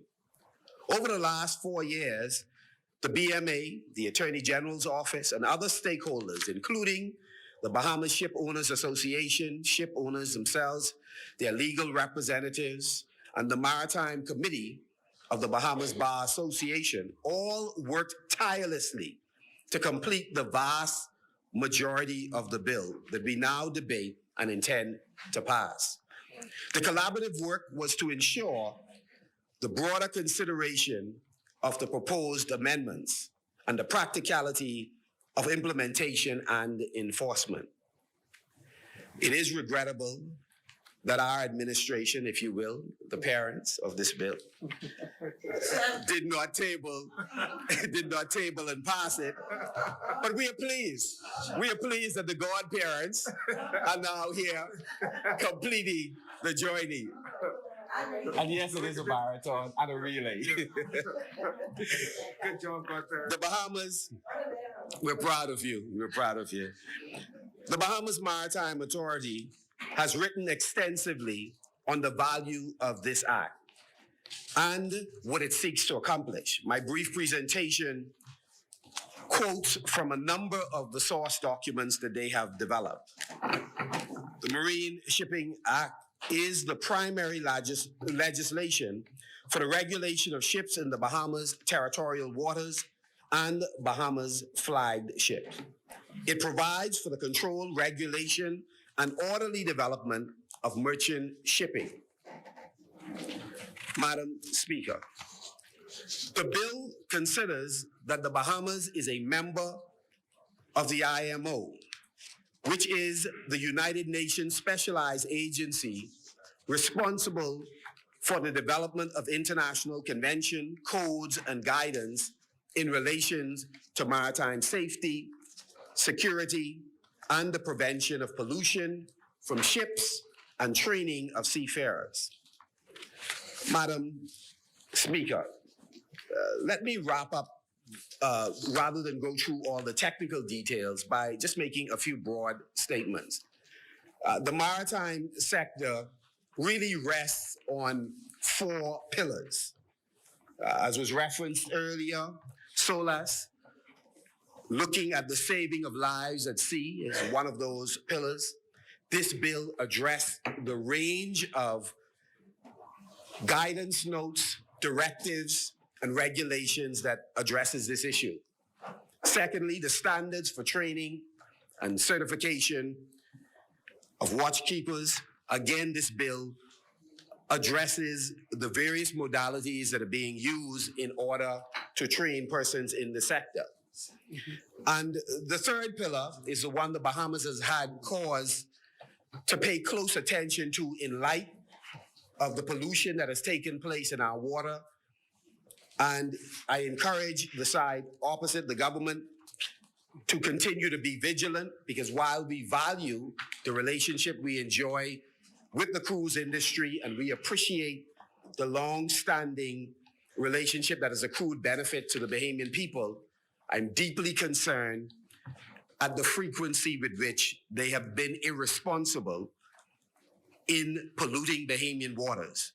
And it is important that we are meticulous in pursuing compensation, for each case where there has been a violation, and to send the clearest message to our friends that it is important when they are given safe harbor in Bahamian waters that they pay close attention to where they anchor and are prepared to provide compensation whenever there is damage done to our seabed.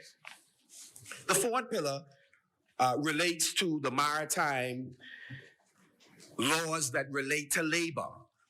And again, this is an important area that the bill addresses. So all four pillars on which the maritime industry rests, this bill has been, I believe, comprehensive in addressing all of these areas. I wish to salute the work done by the Attorney General office, in particular Morlett Johnson, who has played a critical role.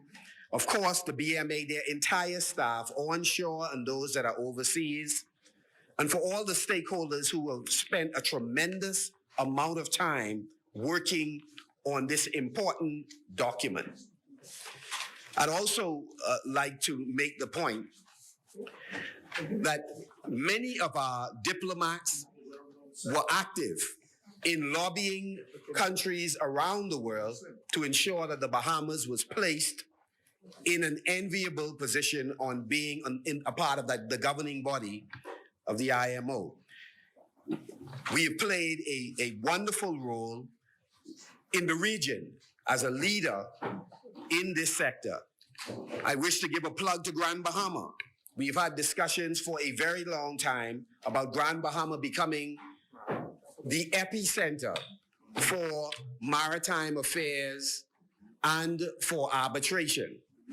I wish to appeal to the side opposite to the government to continue the efforts that have been started to make sure that UB plays a pivotal role as a center for teaching all things maritime related as well as arbitration. And I support Grand Bahama being at the center of all of these discussions. BTBI has also been in discussions in terms of them being a part of this overall ecosystem which we had hoped to put in place. Madam Speaker, I'd like to switch gears a little bit to raise a very important matter that is of concern to a number of Bahamians. I know that the Bahamas Air staff, as well as those persons who have been beneficiaries of contracts with beaches and parks, at this time are quite worried given the difficulties that many of their family faces, and they desire to be taken care of in terms of outstanding contributions that are required. And I've had the good fortune of speaking with the member for Cat Island, Ramkey in San Salvador, who has given assurances that at this point the government is looking aggressively for funds that can settle a number of these outstanding matters. And so I wish to say to the member and to his team that we're happy to hear that you're moving with haste. You know, like I know, those of us who have constituents, that hungry mouth gotta feed. Persons are having a very difficult time, especially going into the Christmas season. And they have put in the hard work, and they are now waiting to be paid. And so we would appreciate it very much if in this contribution that the leadership of the government can speak to those citizens who have been patiently waiting to hear exactly what the timeline is with respect to their compensation. So with those few words, Madam Speaker, I would like to support this bill. I'd like to support this bill and to say that Marco City is fully on board in the transformation of the maritime sector, and we applaud all of the Bahamians and friends of the Bahamas who have made this possible.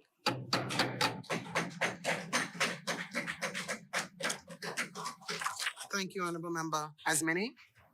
The chair recognizes the honorable member for Fox Hill. Thank you. Thank you very much. Thank you very much, Madam Speaker. After the leader of the oppositions, I was wondering when the politics was going to come into the speech, but you waited until the end. You throw your last blow. But I was looking for the member for St. Barnabas when you were talking. Where is he? He's not here this morning. Anyway, I'm going to leave that since I'm supposed to behave this morning and be very statesmanlike. Madam Speaker, I wanted to take ownership of this on behalf of the Progressive Liberal Party, ownership of this Merchant Shipping Act, which, as we've all heard this morning, was passed in 1976. It was passed in the height of the Golden Age, when Lyndon Pindling and his colleagues were at the height of their power and authority. And today, people say the business of government is not quite so exciting because our task is not so much an invention task, but it's a maintenance task to build on what these great men and women did in that golden era between 1967 and 1992. We all talked about this morning, or I heard this morning, one of the members talk about the pillars of our economy. And the pillars have always been, at least since I was coming up in school, the twin pillars are tourism and financial services. And we've been talking for an eternity about diversifying the economy. In 1980, the then government declared that that would be the year of self-sufficiency in agriculture.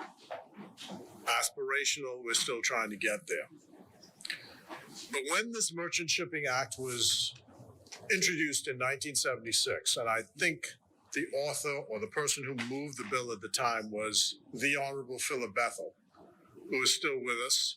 He was then the Minister of Transport. He now lives in Governor's Harbor in Eleuthera. He's retired. Moved this bill. And the rationale for the bill was this was part of a diversification effort by the government to diversify beyond tourism and beyond financial services, to provide an additional revenue base for the country beyond those two pillars.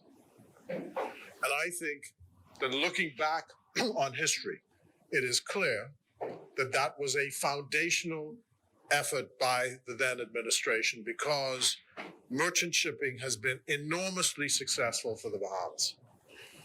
At one point, we had the largest ship registry of what was then called the offshore companies or offshore countries that dealt with these registration operations. Now we're somewhere down the line because the competition has become stiff. At one point, Liberia was also named as one of the countries, but the competition has become very stiff. But the Bahamas is still a major center for ship registration. And more importantly than the tonnage which we have, it's the quality of the registry that we have. So we have a good reputation for being a well-regulated ship registry. And so we want to congratulate and remember those who were the authors of this process and those who helped today to maintain it. So we owe thank you to those people. And I'd like to also say that people don't seem to understand how sometimes in the boring business of government, like people have said here today, honorable members have said here today, this is a technical bill. But without going through this technical bill, the job opportunities which will come out of this will not happen. I happened with the Member of Parliament for Angleton some time ago, I guess when I was in my second incarnation in this job, to have been invited to SUNY in New York, which is the State University of New York at New York City. And we were invited to a graduation ceremony for those young men and women who were going into the Merchant Marine. There must have been about 20 or 30 of them. And every year there are more Bahamians going through training in institutions across the world and around the world in this Merchant Marine area. None of that would have been possible had this not been done in 1976. So I want to add this to the list of foundational efforts by the Progressive Liberal Party. And to say that we have always and will continue to be engaged in the business of nation building, of trying to uplift our people, to try to give them more opportunities.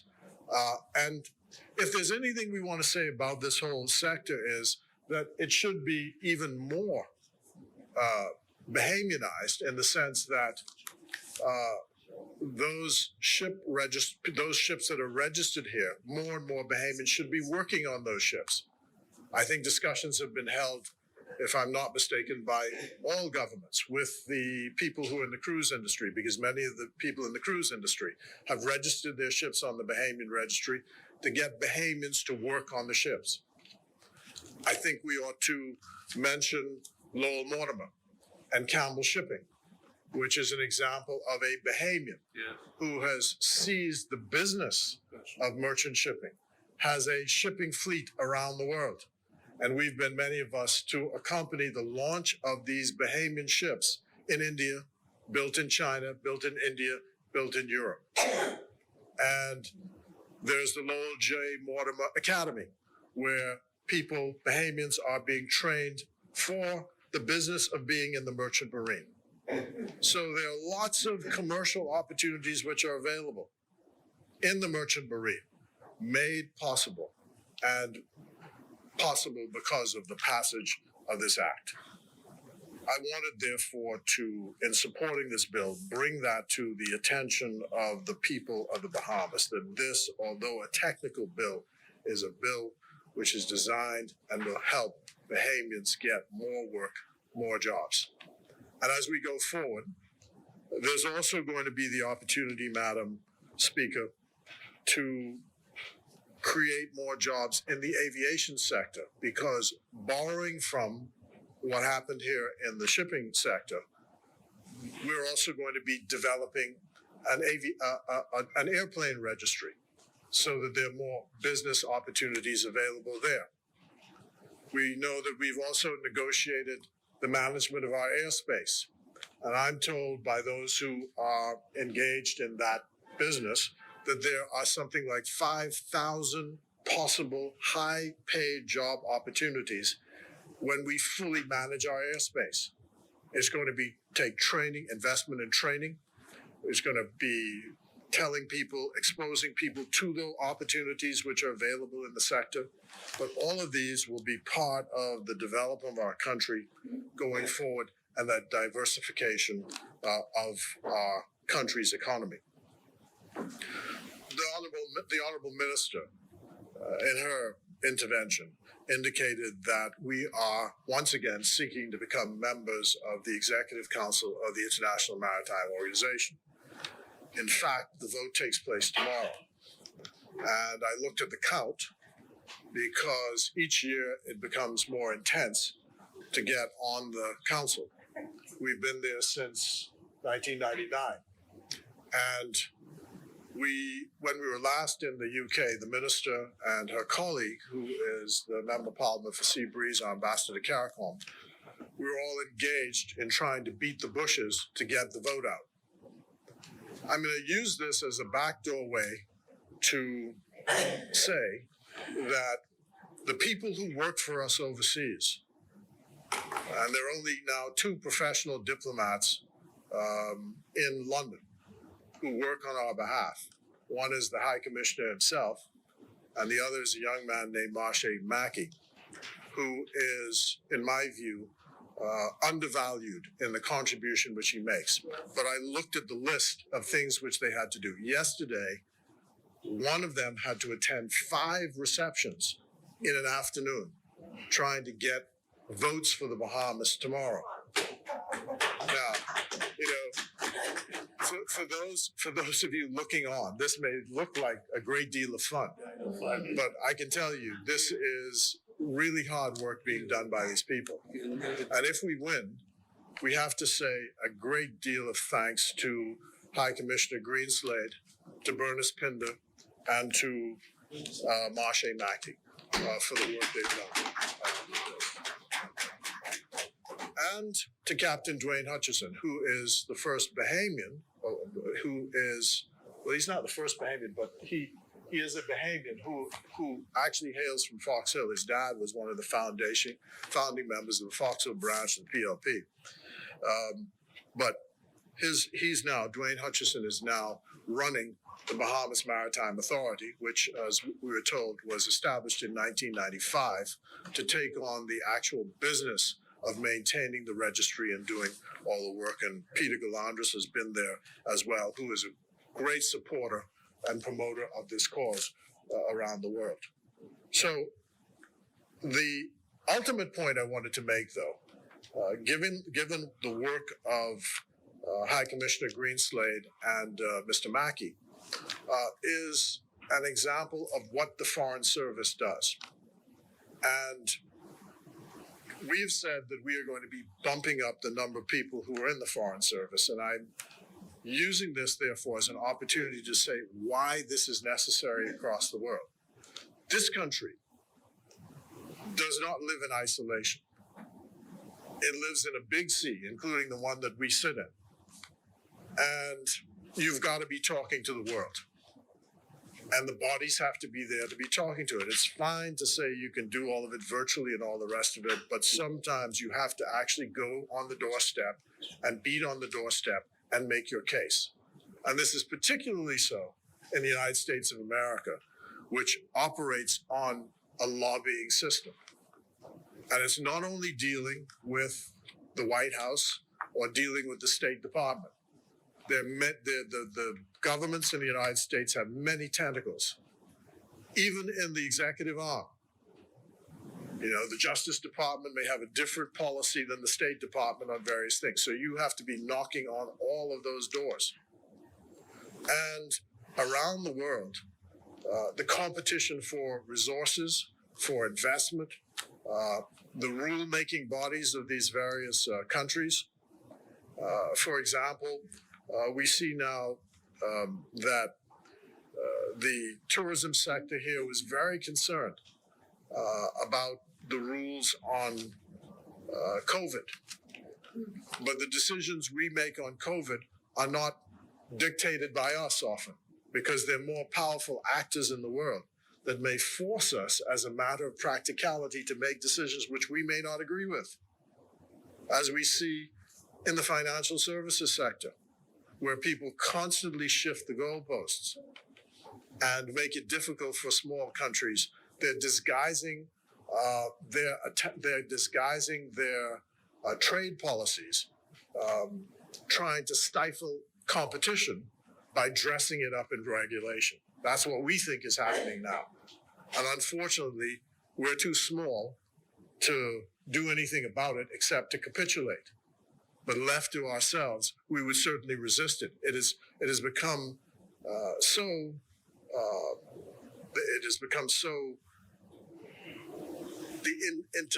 intervening in our country has become so difficult that you can hardly open a bank account in your own country anymore because of these rules, which are designed to supposedly to protect against corruption. And so you jump through hoops. And the other day, as I was seeking to open the bank account to facilitate my allowances from this place, it took 7 days, 8 days, 9 days. I wondered, what's happening? And they say to me, oh, you're a PEP, a politically exposed person. And so this means that they have to take extra care to determine who you are. And I said, well, that's strange. In a country of 400,000 people, I bet you go to a taxi driver outside, they can tell you who I am. I was just making a joke because the whole process was so ridiculous. But that's where we are. International actors have sometimes forced us to make decisions that we ourselves may not support and make it difficult for our people to survive. But the point overall is this bill is going to, when people say, we're not feeling you, well, this bill is going to help you, I believe, feel us. Because in the long term, in the short term, in the medium term, it opens up opportunities for Bahamians, young Bahamians. And the world is their oyster. And from the foreign affairs point of view, I've said this, Madam Speaker, my philosophy is when a Bahamian takes out that passport and stands at a border, holds up that passport, I want them to say, horseman, pass by. You have a smooth passage wherever you go in the world, for business, education, tourism. But that passport means something.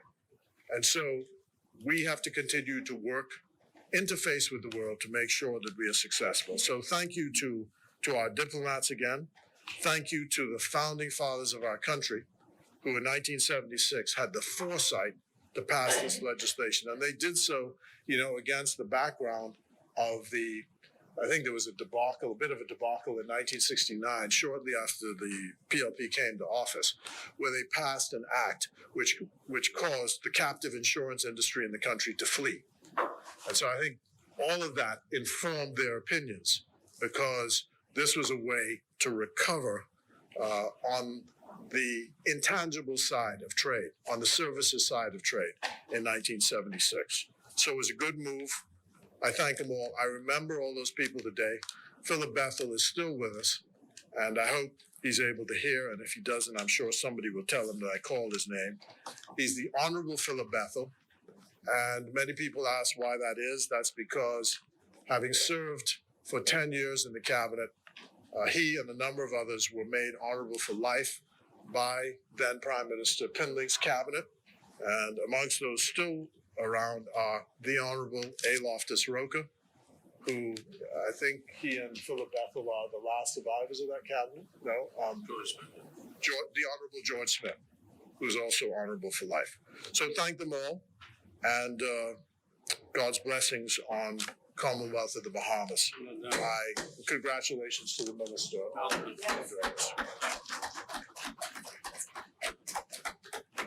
Thank you, Honorable Member. Asmini? The Chair recognizes the Honorable Member for Kalani. Thank you, Madam Speaker. Madam Speaker, I'll be very brief today, as this is a technical bill. But I first want to thank the constituents of Kalani for giving me this opportunity again to represent them in this House of Parliament. And I want to remind them that because the flu season is upon us, our regular annual flu shots will be given at the constituency office the 17th of this month. And I asked them to also go online or to visit the office, Kalani Voice, so that they can be reminded of what Christmas packages or vouchers are available for them, so that they can most definitely partake. Madam Speaker, with the Bahamas among the world's largest, leading, and best ship registries, and with the need to modernize our maritime industry laws, the Maritime Shipping Bill 2021 is most certainly long overdue. The bulk of the work on the legislation was done by the last FNM government. Previous Bahamas Maritime Authority boards and others discussed the need for new legislation and offered various suggestions. And thankfully, the last FNM government did the heavy lifting to finish the process to establish a more modern legislative regime. We completed most of the draft merchant shipping bill after wide consultation with strategic and industry partners. We consulted with the Bahamas Ship Owners Association, the Bar Association, and others, including long-standing shipping operators in the Bahamas. We engaged international expertise to assist in the drafting of this legislation. And the proposed bill repeals the Merchant Shipping Act 1976 and the Merchant Shipping Maritime Claims Limitation of Liability Act 1989. And the bill seeks to modernize our domestic law, bringing it compliant with the international shipping laws. It seeks to bring our laws into line with international standards and technological advances in the 21st century. We acknowledge the previous work done by some others on this. The work of good governance is not that of endless talk and promises. One must have the ability to make decisions, to get things done, to move things forward. And I am proud of the work of the Bahamas Maritime Authority Board. I'm proud that the work that the Bahamas Maritime Authority Board did to bring this process to completion and the legislation to fruition. I am also pleased that as we have done over the decades to advance and promote women in our country, the FNM caused the appointment of the first female head of BMA.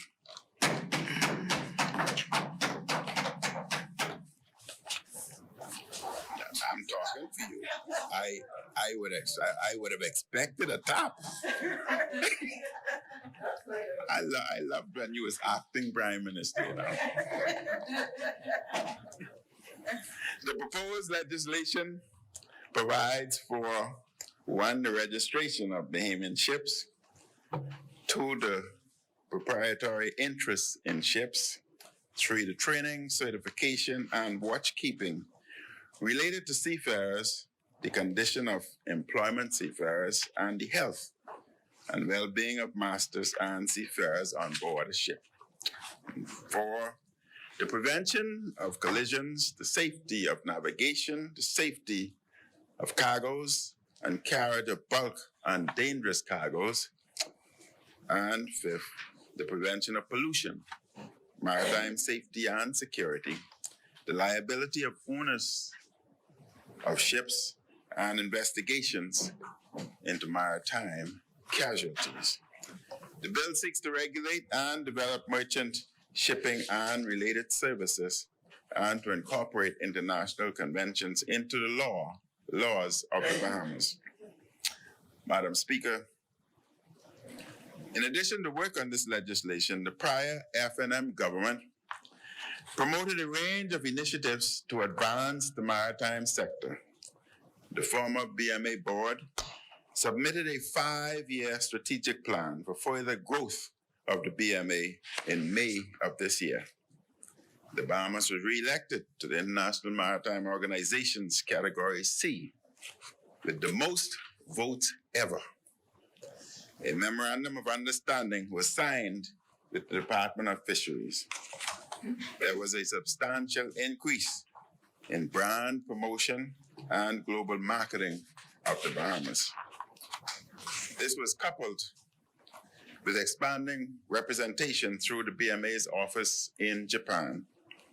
And this has resulted in steady growth in Japan and the broader Asia region. Our promotional activities have boosted our market profile and customer engagement. A business development plan was implemented which incorporated enhanced online services for customers internally and externally. This enabled provision of full registration services globally throughout the pandemic without any compromise to our service delivery. We demonstrated our regional leadership within the Caribbean through vice chairmanship of the Caribbean Port State Committee.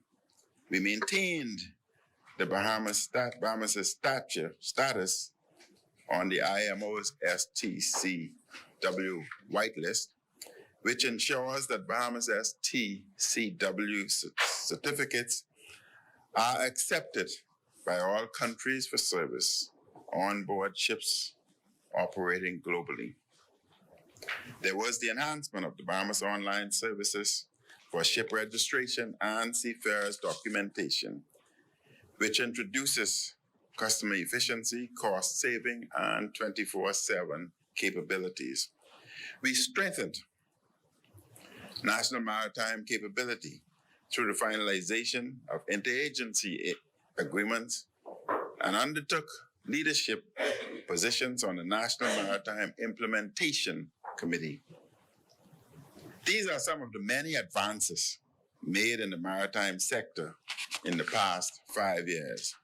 And today's legislation is a highlight of the FNM's work to advance our maritime sector.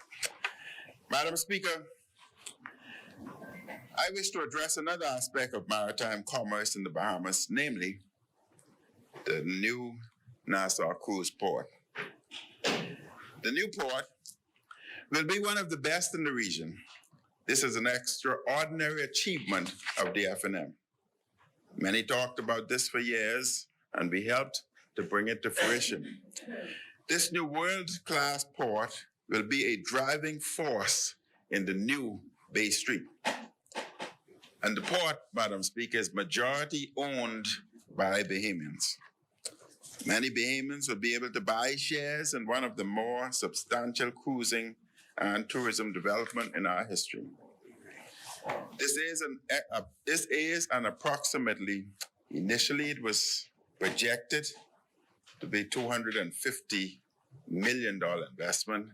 That investment has subsequently increased to approximately $300 million. 50% of the project is the development and construction of a marine facility with a new Oasis class berth. The oldest ship berth will be converted and expanded to an Oasis class berth.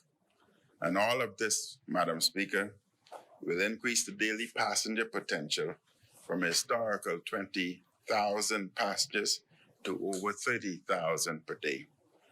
The remaining 50% of the development and construction is for the development of a new downtown waterfront.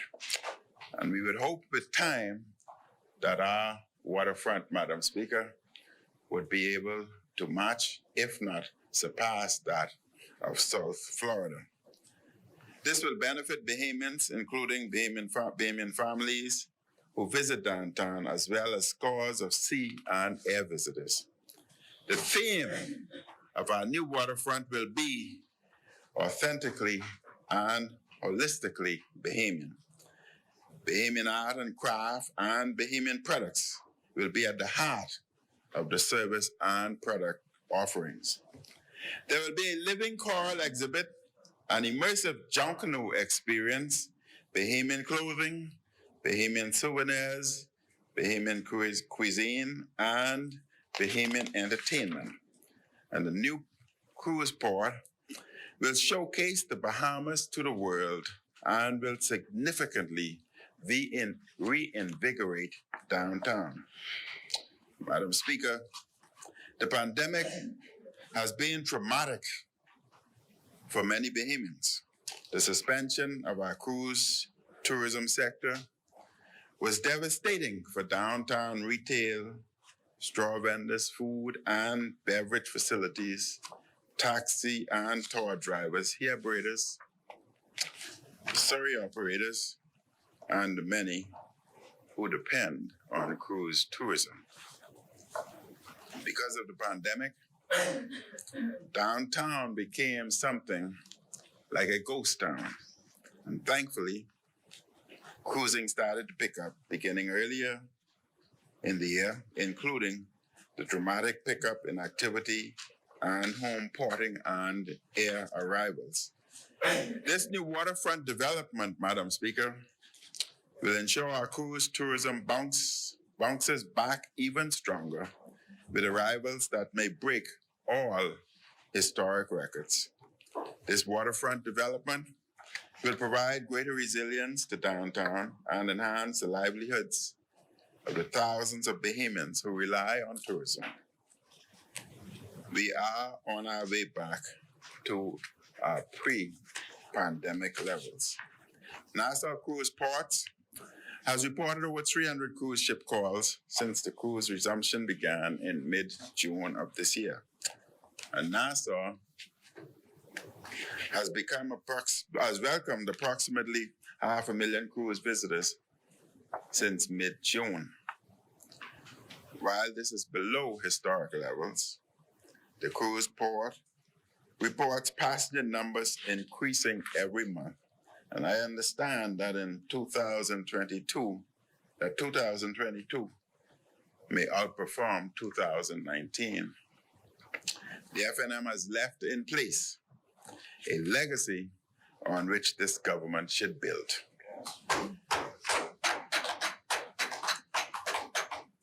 The cruise industry has not stopped building new and larger ships, and Nassau Cruise Ports will be one of a handful of cruise ports in the Bahamas and Caribbean, capable of receiving multiple Oasis-class and larger vessels on the same day. I am pleased, Madam Speaker, that we will finally improve the existing taxi call-up system that has been an unsolved issue for many years. This has been a nagging problem, just like the Harrow Road dump fires that we've seen regularly, and that too has been resolved. This will replace the outdated and cumbersome system of drivers sleeping in their cars overnight for passengers and tours. Madam Speaker, it was somewhat disheartening. I used to spend almost every morning before the pandemic exercising in the Point or the Hilton Hotel, utilizing their gym. It was disheartening because many taxi drivers also utilize the same gym exercising with me, and many of them spent the entire night in cars lined up along Bay Street and the waterfront, waiting for jobs, ignoring their families, could not go home because had they left, they would lose their spot in line and subsequently be placed at the back of the line and not be able to partake in any jobs that may be available.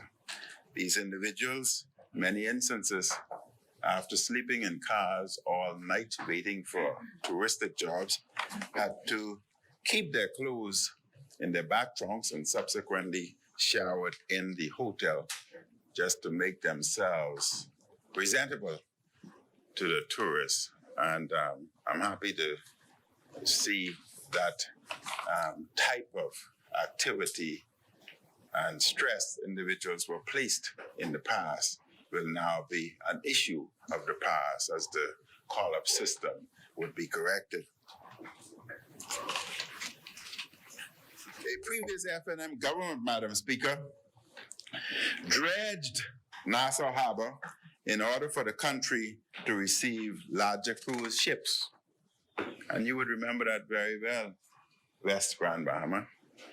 The last FNM government, through the Nassau Cruise Port, has set in motion concrete plans for the dramatic expansion of our cruise industry and the revitalization of downtown. I am pleased, Madam Speaker, that tourism started to bounce back earlier this year. We must continue to make advancements in the uptake of vaccines, which is vital for further economic recovery. Madam Speaker, I support this bill, and before I sit, I would like to wish all a Merry Christmas. If I do not have the opportunity to wish you a Merry Christmas in these chambers, because as soon as these chambers are, as soon as we embark on a break, I will then be moving to hospital to have a surgical procedure that I have postponed for 2 years because of the pandemic, but it is not life-saving, Madam Speaker. I will still be here.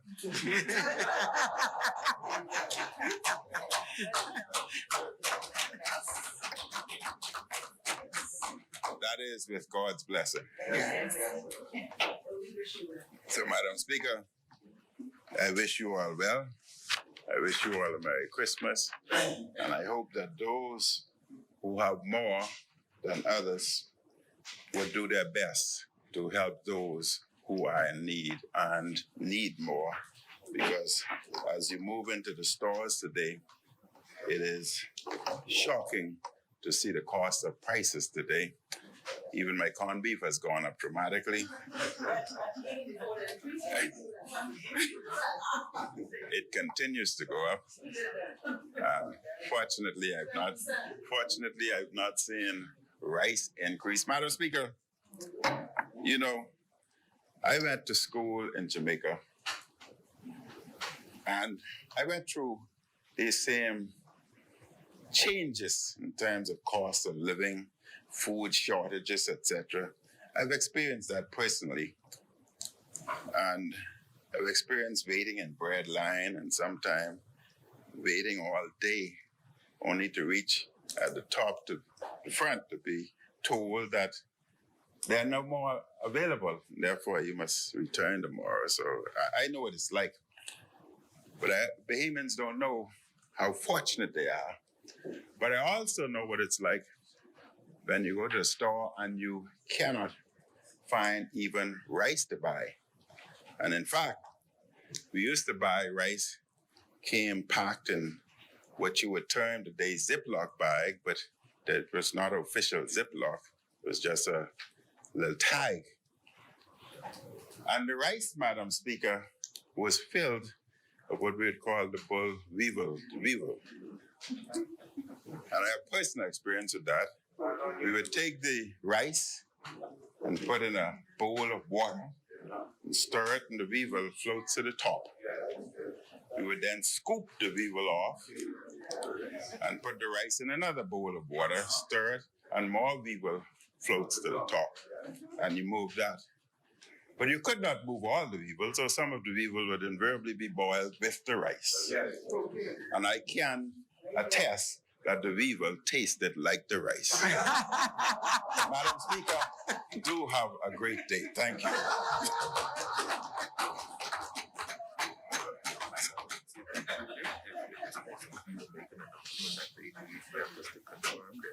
For the ecumenical service majority will day because the church only has limited seating. Okay. All right. And their spouses. Okay. Thank you, Honorable Member. As many?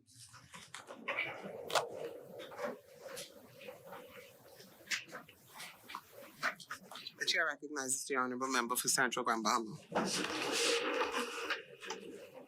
Thank you. Thank you very much, Madam Speaker. And let me just begin by commenting on the last passage that the member for Kalani just spoke on. In these days and time, having very, very little. And I will say to my constituents in Central Grand Bahama that we will be having our Christmas event on the 18th of December, our Christmas toys giveaway, which you'll leave. However, this year we do not have as much in the kitty as in the past to ensure that we have that grand event. So to the member from Central and South Eleuthera, I'm auditioning for a job. I heard you said you're trying to bring sexy back to agriculture. So I'm in the gym every day, working out, because I want to be the poster boy for your sectionists when it comes to, and I hope it's a paid job. Okay. Let me offer congratulations to my good friend and brother from Marco City. I didn't get a chance to do that last week as I had to leave the chambers because of a tragic incident in my family. But let me tell you that I am here as pledged before the election to offer you my full support. I pledged that before the election, and that is my commitment to you moving forward. And I also want to say to the 180 plus delegates that promised to vote for me, including the 44 that didn't vote for me, that we are no longer WD-40. We are now 3-in-1. So we all know what the 3-in-1 oil is, that powerful oil. So we are now no longer 3-in-1. So it's no longer WD-40, we're 3-in-1. So all of our forces is now combined into one. So it's good to be able to laugh at yourself. They have to be able to take it off. Let me also, while I'm standing, offer condolences to several families in Grand Bahama, the family of Pastor Lonford Bethel, who passed away. He will be funeralized on the 19th of December. I got a note from his wife, Pastor Judy, this morning. On the 19th at the church at noon. So for all of those who will be in Grand Bahama, are you invited to please show support. Also last week, I had to leave the chambers, as I indicated, my lifelong friend and brother, who I spent the last 57 years with, had a massive heart attack last Thursday, and tragically passed away at the Ranso to Diane and the children. Hank would be missed, certainly missed. And I know this is going to be a hard Christmas on me, because this is my first Christmas in 56 years that I was spending without Hank or my mother around. My mother passed away this year, August. Also to two of my constituents, Bathsheba Rigby, on the passing of her husband, who will be funeralized on the 18th, as well as Kenny Warner. Kenny's son was tragically murdered in Hannah Hill. He'll also be funeralized on the same day, as well as my aunt, my youngest aunt who died 2 weeks ago, will be also funeralized on the same day. So to those of you, I won't be able to attend all of the funerals, because I have to attend to my family matter, which is more urgent and pressing. So may all of their souls rest in peace and one day rise in glory. Madam Speaker, it is as always a privilege to rise on behalf of the good people of Central Grand Bahama. Since first being elected in 2017, I've had the awesome privilege to continue to interact with constituents, have meaningful conversation with them on the direction of the country, and continue to evolve in understanding of their wants and their needs. It is with further heavy heart that I announce the end of an era in my constituency of Central Grand Bahama, as it housed the world-famous International Bazaar, a structure that was abandoned following several hurricanes, and the structure became an eyesore for at least over the last 10 years. It was a landmark that attracted visitors and residents alike, as it was, as the name implied, an international bazaar providing goods and cuisines from all over the world. It is indeed unfortunate that those responsible for the structure did not restore the property to its original splendor.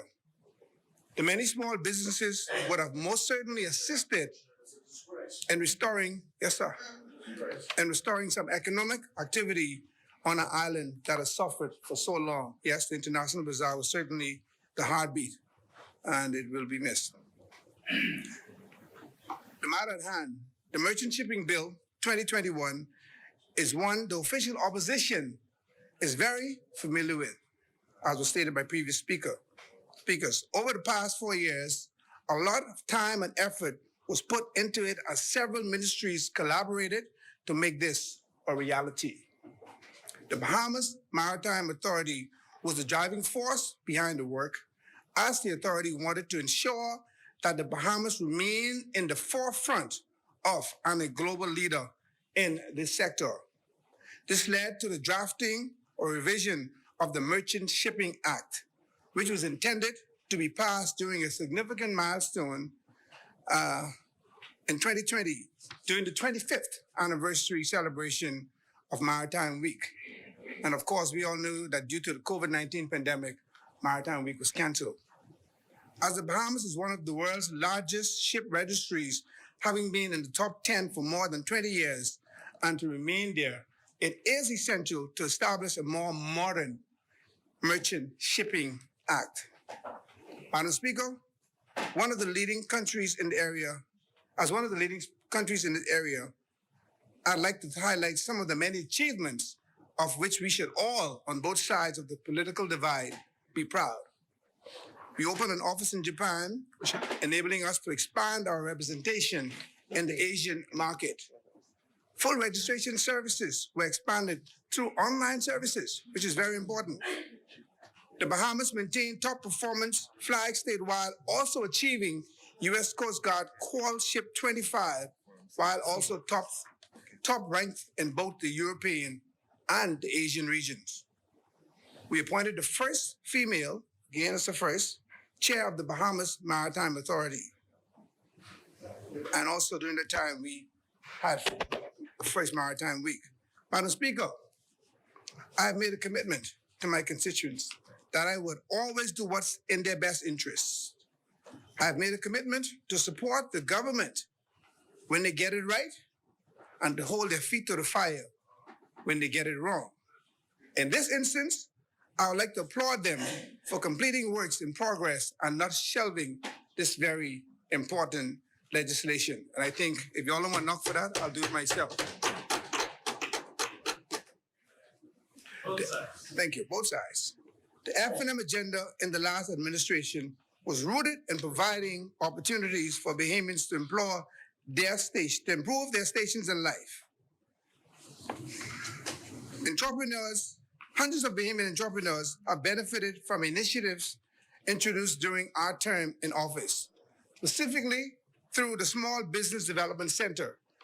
We did not take the approach that we would just hand out money to people under the guise of support for small businesses. The SBDC assisted with funding, provided training and mentorship, and connected small and medium-sized businesses with valuable resources to help them thrive in the long term. Those entrepreneurs never have to come back to a politician to beg for anything. They have been equipped with the tools to get their businesses off the ground, and their success will rise or fall on the efforts they put in, not on the whim of a politician on either side. Madam Speaker, I'm encouraged that the government has seen the wisdom in this program, and I hope they will continue to support the SBDC without undue interference.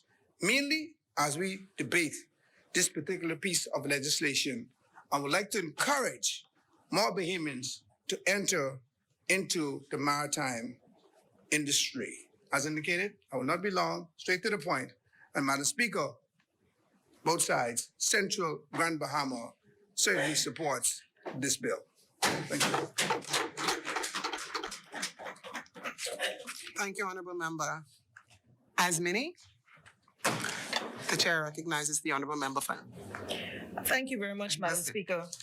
I rise again on behalf of the good people of Angliston to contribute to this bill.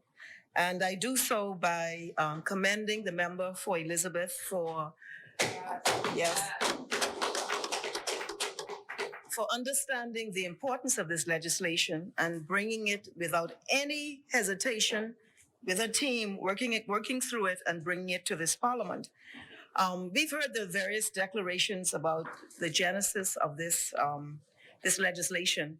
I think, as Foxhill has indicated, and as the minister did, the legislation finds its genesis in 1976, which was the beginnings of a framework for vessels and all of the issues that we spoke of today. It coincides roughly with the time the Bahamas became a member of IMO, which was in July of 1976. So it was deliberately coordinated with a vision and a plan as to how the maritime sector would manifest in this country. In fact, it was Lyndon Pindling, and I believe, I'm trying to remember the date, but it was probably in the late 70s that the first register was developed, which the BMA now is the fruit of that vision of the then Lyndon Pindling. But this bill, I happen to know a lot about it, found its early orientations and its development under a former Christie administration. And that's the facts. And it appears that the succeeding administration decided to continue with this, even though they didn't continue with some other things, which I'm going to get to, which are very critical and really was hugely delinquent and really terrible that they did not proceed with those matters. But we are happy that you saw fit to continue with this matter. And I remember even when the determination of international lawyers to assist us in the framework and the development of this framework. And I'm very pleased that it is the Davis administration, I think it's justice, that is the Davis administration that is bringing this bill to this parliament. I won't go into the specifics of the bill because they've gone through by the member for Elizabeth and Centerville, and other members have alluded to it. So I won't go to it except to also say that the Bahamas register or flag is indeed one that enjoys an excellent reputation throughout the world. And it's consistent. It's not attributable to any recent act. It's a sustained developmental thing that began in the late 70s with a Lyndon Pindling vision, and has made its way to where it is now through successive administrations. And because largely it's technical people really ensuring that the framework remains cutting edge and that we stay on in front of legislation. And so the ships on our register are very interesting. They are the range of vessels, and the Bahamas has an excellent reputation in terms of the standards on our vessels and our oversight of the standards on those vessels and our ability to stay in front of legislation. When I served, and I served as Minister of Maritime Affairs twice, it occurred to us that while we were meeting all of these international standards, which we must because of our register, et cetera, that we were not quite keeping the same keep up locally with local vessels. I happened to be the minister at the time. I think we were in office a couple months when we had the sea hauler incident at sea. And I was a first-time minister, first-time politician, and it was stunning to say the least, and people died in that incident. But even at that time, vessels, this was a vessel going to the the reunions on the islands. No, it wasn't a regatta, I forget what they call it, but homecomings. And there was no manifest.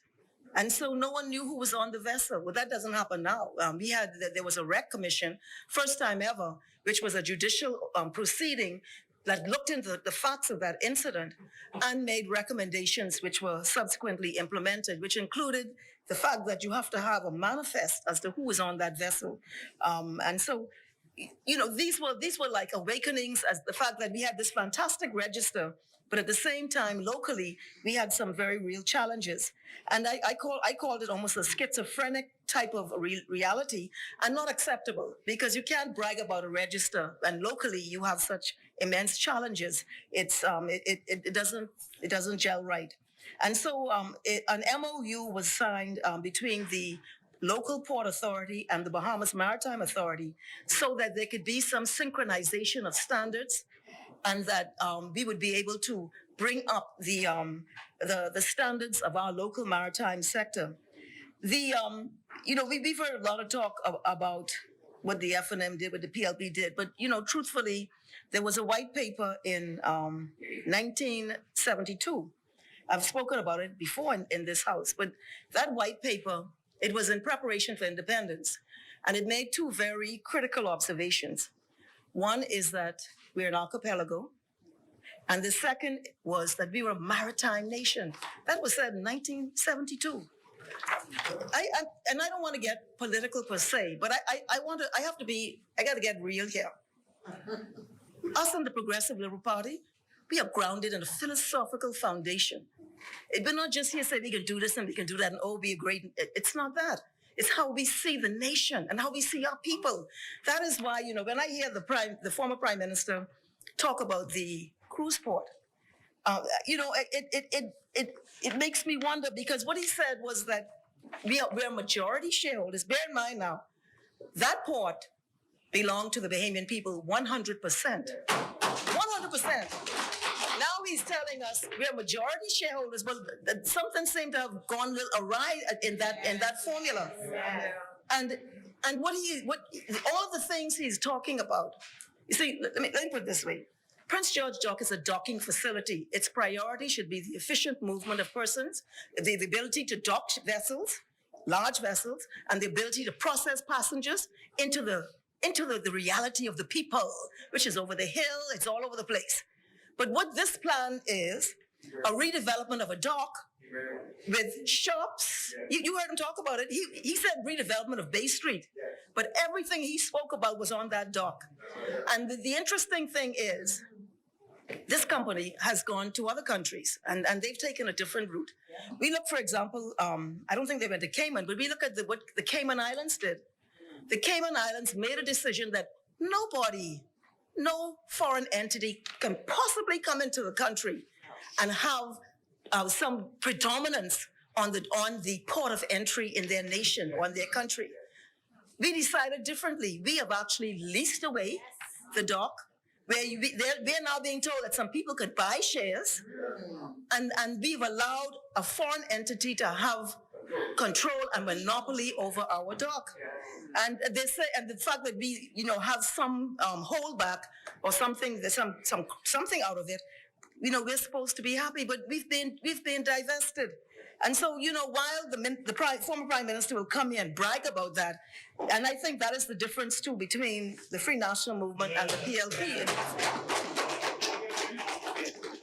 We're different. We would have understood that that's the third busiest port in the world. We would have understood that that is one of the most important economic engines for this nation, for all of us, not the shareholders, all of us. And we would have had a very different approach. But this is what they've done. They demolished the Churchill building, and that was announced by the Global Port Holdings. That wasn't even announced by the Bahamas government. And there's something wrong with that picture. The former Prime Minister talked about the dredging. Well, yes, there was a dredging. I think it was like 20 million, some huge millions of dollars in dredging of that port. But it doesn't factor into the deal that they struck. They gave a whole fully invested dock or port to a foreign entity, and the deal does not reflect the value of what they got, in my opinion.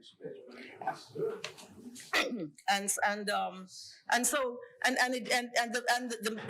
former Prime Minister didn't say also that they've allowed the foreign company to collect all the taxes on that facility, and on top of that, the Bahamas government is responsible for further dredging. So we have kept the responsibility of infrastructural development for the dredging, as it relates to the dredging, while we have given away all of the cream to this company. So, the Prime Minister believes it's a good deal. It's how you see the world. I don't see the world that way, and I don't believe the Bahamian people see the world that way. That is our premier port facility, and this is what they have done. And this is the same former Prime Minister who led the way in some arrangement, which we've never got clarity on. There's been no transparency on it, where all of the historical sites, the forts, the 66 steps, and all these things go to some company of allied. I call them cronies, friends, families, whatever you want to call them. And, and so these sorts of deals do not bring a comfort level to the Bahamian people. But as it relates to the maritime sector, which is really what I should be speaking about, but he introduced that. The Pindling administration in 1972 declared the Bahamas that we were a maritime state, but they also said that we're an archipelago, and this was a very important observation because it had to do with our resource of the ocean. And yes, Marco City, we are a big ocean state. We are a maritime nation, and this is not something that's realized by ad hoc policies as we go along. It's a fundamental concept of how we move the nation forward. And I believe the Progressive Liberal Party has had a keen understanding on that, and I will seek to demonstrate that. On the issue of the archipelago, the Law of the Sea Convention contains certain provisions related to the archipelagic states. There are only a few archipelagos in the world, only a few declared archipelagos. We are one. Article 46 of the Law of the Sea provides that an archipelagic state means a state constituted wholly by one or more archipelagos and may include other islands. An archipelago is defined as a group of islands, including parts of islands, interconnecting waters, and other natural features which are so closely interrelated that such islands, waters, and other natural features form an intrinsic geographical, economic, and political entity, or which historically have been regarded as such. The importance of this is even as we speak, we are still negotiating with neighboring states on the extent of our maritime boundaries, because this is wealth. And the Progressive Liberal Party in early days understood the two concepts, the archipelago and the meaning of that for the wealth of our people, and also the fact that we're a maritime nation. They saw the sea and they understood it. And then you had the early beginnings of this register in the late 70s, or might have been early 80s. And the fruit of which we see today, that one of the finest registers on the planet. And so the PLP has always understood this issue of us being a maritime people. And as a result of that, there's been an absolute focus. I'll give you some examples of the work that has been done understanding this concept. The early beginnings of the Maritime Cadet Program, which is a youth program this was really the beginning of young people understanding the maritime sector. And I'll have to say, when I served as minister, it was created. It was created because there was someone on the board who thought it was something important, and he was trying very hard to get it done. And he died. He was suffering from cancer at the time. And he brought the file and he said, please make it happen. The first group of maritime cadet students, there were about 11 of them at the Defense Force. Now we have hundreds and hundreds and hundreds and hundreds and hundreds and hundreds. And they have moved from the cadet program. They've been scholarshiped. They've gone to Canada. They've gone to the UK. They've gone to the United States. They're on ships all over the world. And it has been just an amazing avenue for development of our young people and career opportunities and the linkages that Marco City spoke about. Also, we saw the relationship with Sunny, and I was hoping that the Prime Minister would speak because he has been dealing with some outstanding students recently. But at Sunny University, and Foxhill spoke about it, we went there, we saw these amazingly outstanding, brilliant young Bahamians at SUNY who were distinguishing themselves at that institution. And we entered into a MOU with SUNY to allow for more training of students there. And then and this is the point I really want to get to, the member for Kalani, bragging about this legislation. But what he didn't mention was that under the prior PLB administration, because of this thrust to ensure there was some sort of parity of standard. You didn't have this great, fantastic standards for international ships, but in the Bahamas, we're limping along. And so as a part of that, there was a complete overview of an overhaul of the legislation, which included legislation dealing with fishing vessels, commercial vessels, and pleasure craft, such that we wanted to ensure that nobody would be licensed to leave out of any port without having communications equipment on a vessel, without having lighting on a vessel. And then we also went to the point of ensuring the training of crew and the licensing of any person who was managing a vessel. This would have had, an incredible impact on the standards of safety in the maritime sector. And I was very disappointed that and let me just say, it was the product of consultation with all of the stakeholders in the business. And the former administration took office with the complete suite of legislation completed. Not only did not review it, but just abandoned it. And it was interesting to see that when we had the incident in Exuma, if those who might remember, think it was an explosion of some kind, the minister then, transport at that time, I think it was Minister Wells, Renwood Wells, he promised that some things would happen, and that was a couple of years ago, and nothing has happened, nothing was done. And so, you could come in here and seek to take responsibility for this particular initiative, but there was a broader initiative underway, which the Free National Movement Administration truly abandoned, and it was very, very unfortunate.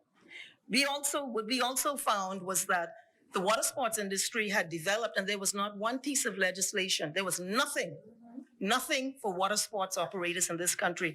And we had all kinds of incidents.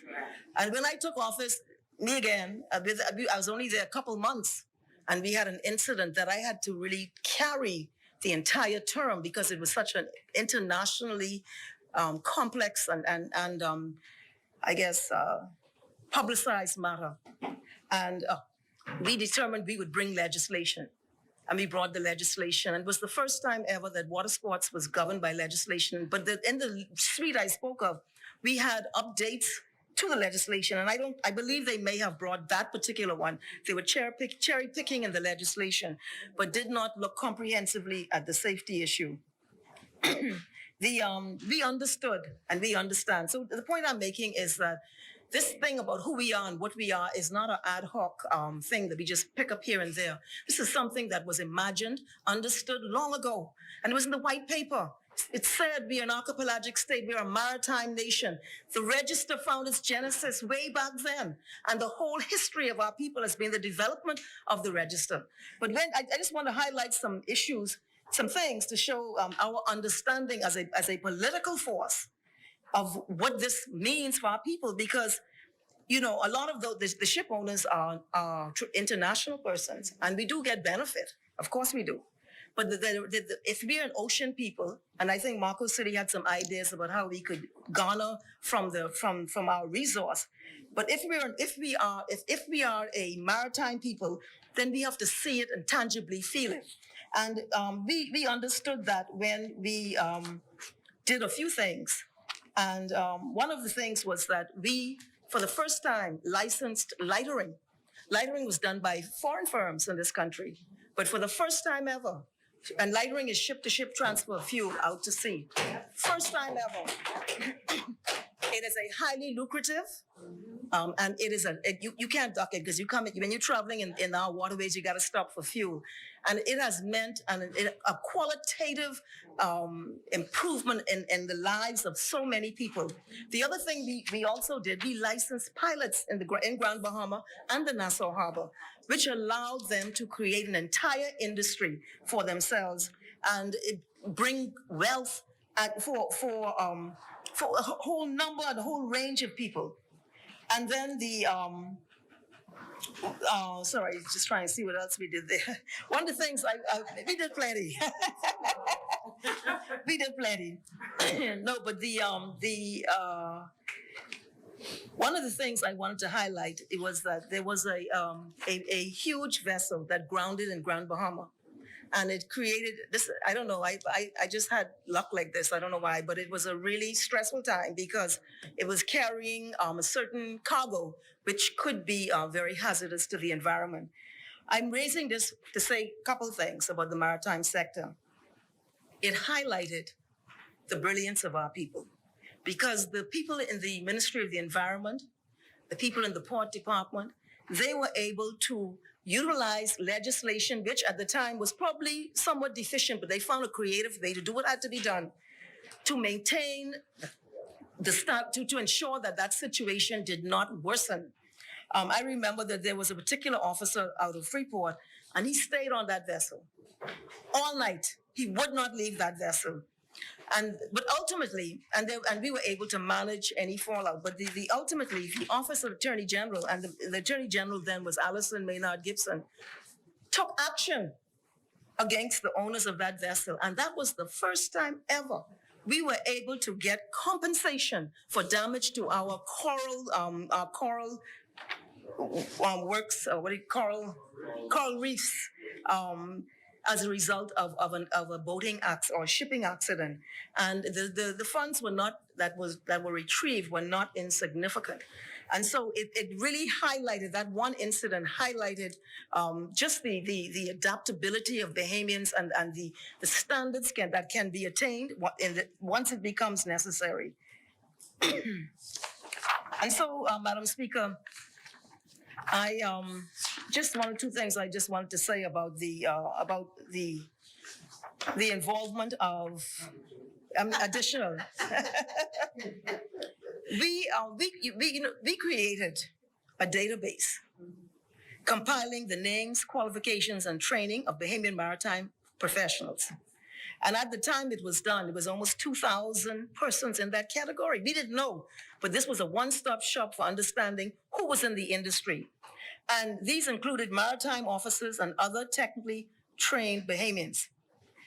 And then what we did at the time, we certified a manning agency, which was then owned and operated by 2 young maritime professionals who were certified to facilitate placement of appropriately trained Bahamians on vessels. It's the same rating agency that the former administration used to put people on the cruise ships. It's the same people. But we were able to allow for that to happen, which facilitated the careers on the cruise ships. And so, Madam Speaker, just to summarize, we are very proud that we've been able to bring this legislation. It's a work long in coming. Its genesis goes back to visionary leaders of this nation who understood that we are a maritime nation. The Progressive Liberal Party has a history of embracing that concept. And as a result, it has impacted in the production of enlightened legislation, new opportunities for young people in this country, a piece of the pie in economics, and the development of a register that has really captured the imagination of the shipping industry globally. There's much more work to be done, but I think the more we understand who we are and what we are, I think that we will begin to realize who we really are. Because I'm not sure we have done that yet. And I think the understanding the resource of the ocean is a critical component of that. I'm very happy that Progressive Liberal Party understands it's one of our important natural resources. Before I said that, there was one thing, and they want to mention. We created a maritime policy.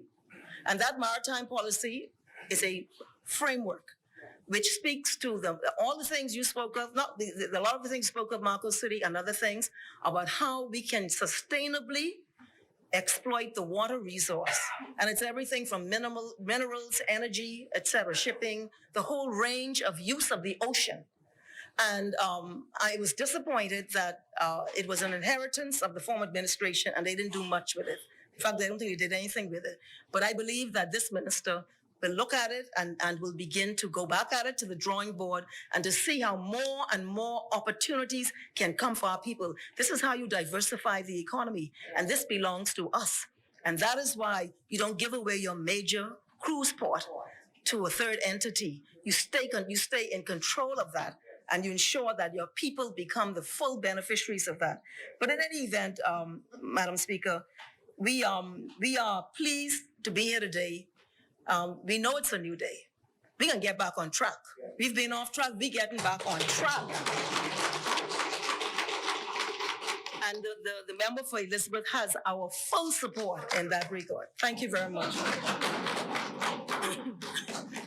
Thank you, Honourable Member Asmini. The chair recognizes the Honourable Member for Elizabeth.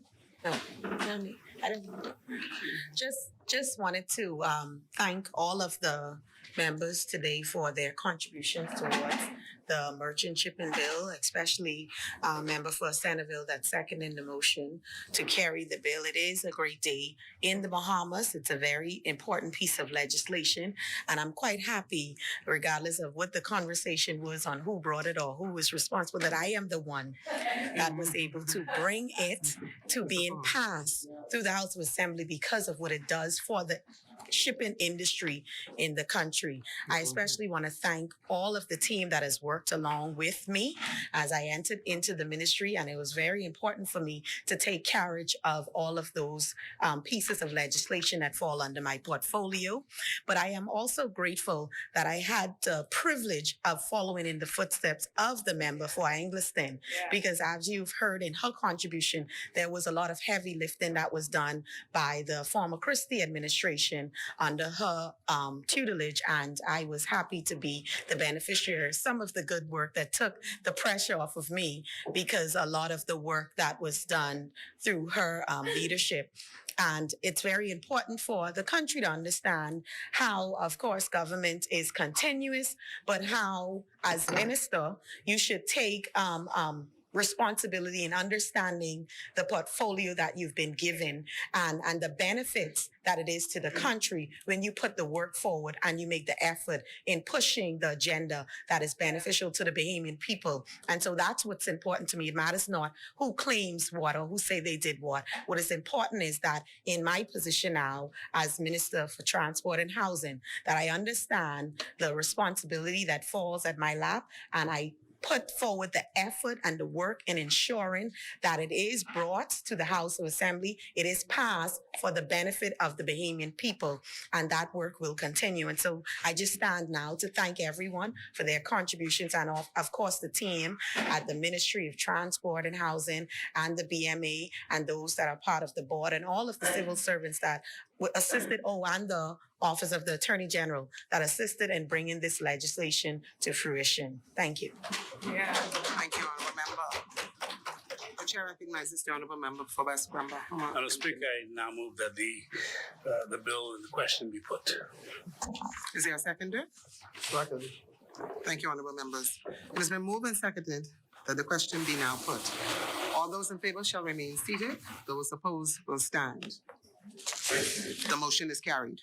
Ordered that the bill be read a second time and committed. A bill for an act to provide for the registration of Bahamian ships, to provide for the proprietary interest in ships, to provide for and watchkeeping relating to seafarers, to provide for the condition of employment of seafarers and the health and well-being of masters and seafarers, to provide for the prevention of collision, the safety of navigation, the safety of cargoes, and the carriage of bulk and dangerous cargoes, to provide for the prevention of pollution, maritime safety and security, the liability of ship owners, and investigations into marine casualties, to regulate and develop merchant shipping and related services, to incorporate international conventions into the laws of the Bahamas, to repeal the Merchant Shipping Act 1976 and the Merchant Shipping Maritime Claims Limitation of Liability Act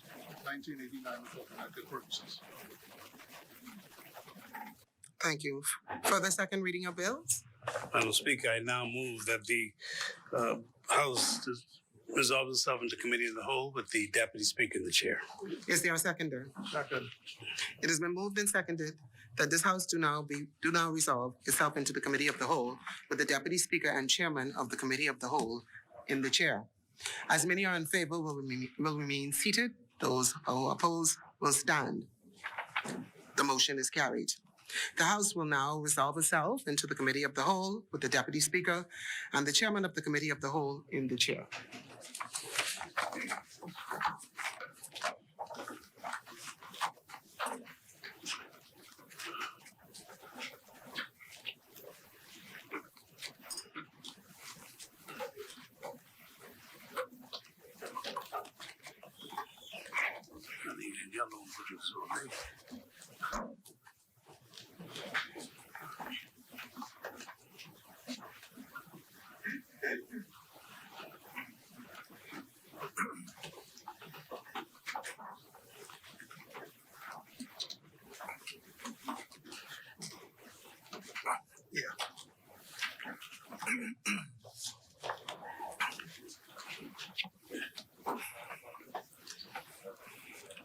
Committee of the whole.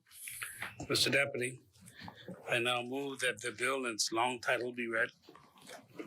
Second. Is there a seconder? It has been moved and seconded that the long title of the bill be agreed. As many are in favor, will remain seated. Those who are opposed will stand. The motion is agreed. That's agreed.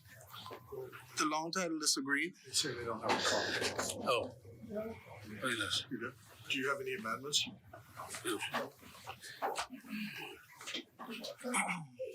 I now move, Mr. Deputy, that the short title be agreed. Is there a seconder? Second. It has been moved and seconded It has been moved and seconded that the short title of the bill be agreed. As many are in favor will remain seated. Those opposed will stand.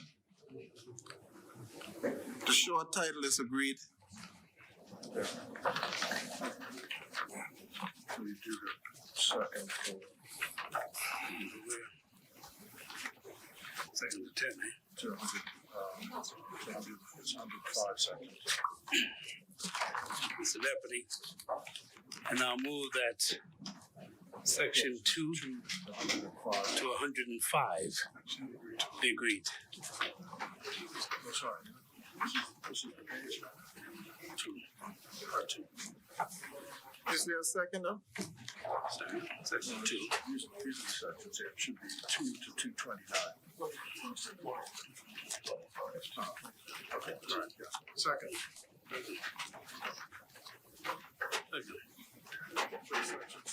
Move this as a second to 105, be agreed. Okay, so that's 2 to 5 to 229. right. Okay. It has been moved and seconded that section 2 to 105 be agreed. As many are in favor will remain seated. Those opposed will stand. The motion is carried. Section 2 to 105 be agreed, is agreed. Mr. Deputy, would it be appropriate now to ask for an extension of the time beyond the 1 o'clock hour? Speakers,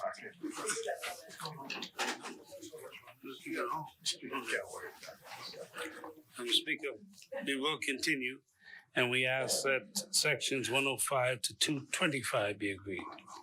Second. It has been moved and seconded that the bill, Official second. that section 105 to 225 be agreed.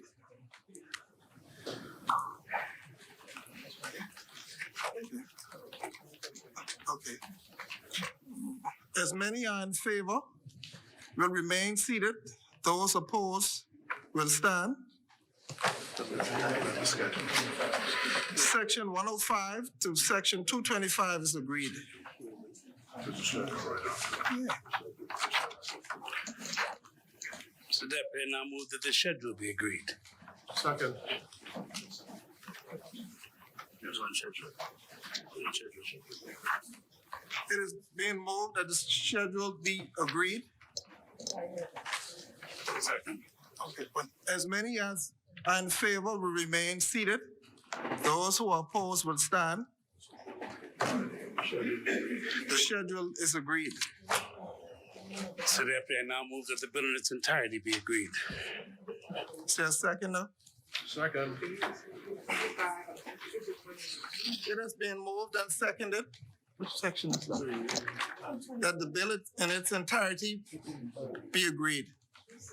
As many are in favor will remain seated. Those who are opposed will stand.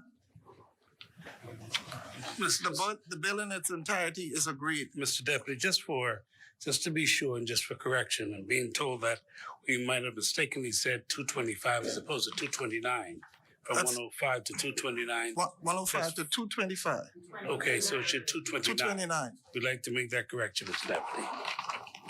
Correction is made. Yeah.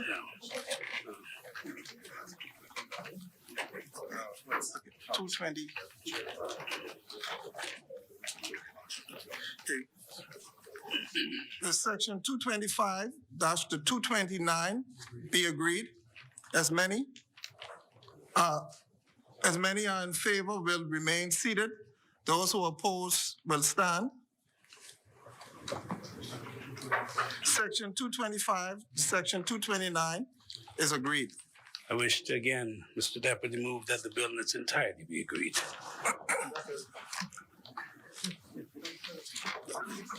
It has been moved and seconded that the bill in its entirety be agreed.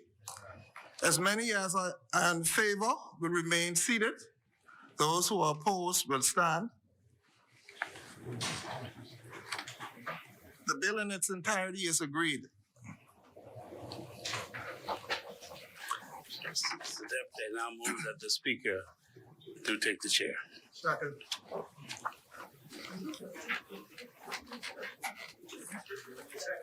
It has been moved and seconded that the Speaker of the House take the chair.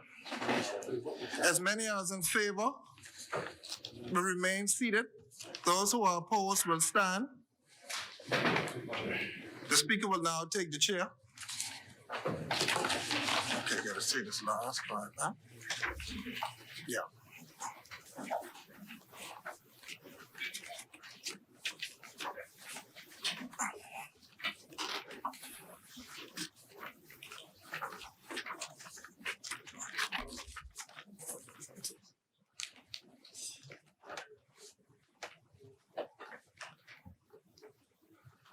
I beg leave to report that the Committee of the Whole has examined the bills, having made no amendments thereto.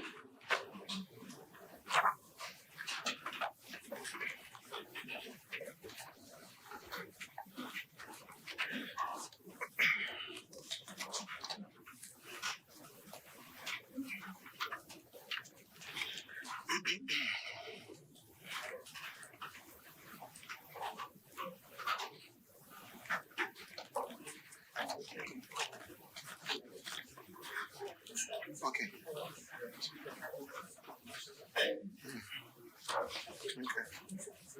Honorable members, the Deputy Speaker and Chairman of the Committee of the Whole has reported that the committee has examined the bill, having made no amendments thereto. Third reading and passing of bills. Madam Speaker, I now move for the third reading and passing of the Merchant Shipping Bill 2021. Is there a seconder? Second. It has been moved and seconded that the following bill be read a third time and passed. As many are in favor will remain seated. Those opposed will stand. Ordered that the bill be read a third time and passed. A bill for an act to provide for the registration of Bahamian ships, to provide for the proprietary interests in ships, provide for the training, certification, and watchkeeping relating to seafarers, to provide for the conditions of employment of seafarers and the health and well-being of masters and seafarers, to provide for the prevention of collisions, the safety of navigation, the safety of cargoes, and the carriage of bulk and dangerous cargoes, to provide for the prevention of pollution, maritime safety and security, the liability of ship owners, and investigations into marine casualties, to regulate and develop merchant shipping and related services, to incorporate international conventions into the laws of the Bahamas, to repeal the Merchant Shipping Act 1979 and the Merchant Shipping Maritime Claims Limitation of Liability Act 1989, and for connected purposes. I didn't understand, right? I know.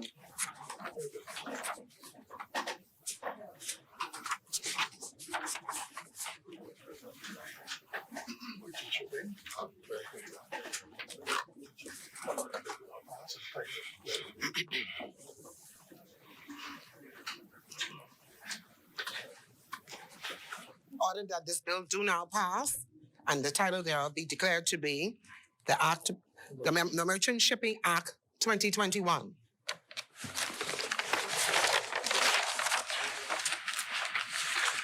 Further reading of third reading of bills. No further readings. No further readings. Ordered that the clerk do take the bills passed by the House today to the Honorable Senate for their deliberation and to desire their concurrence. We will now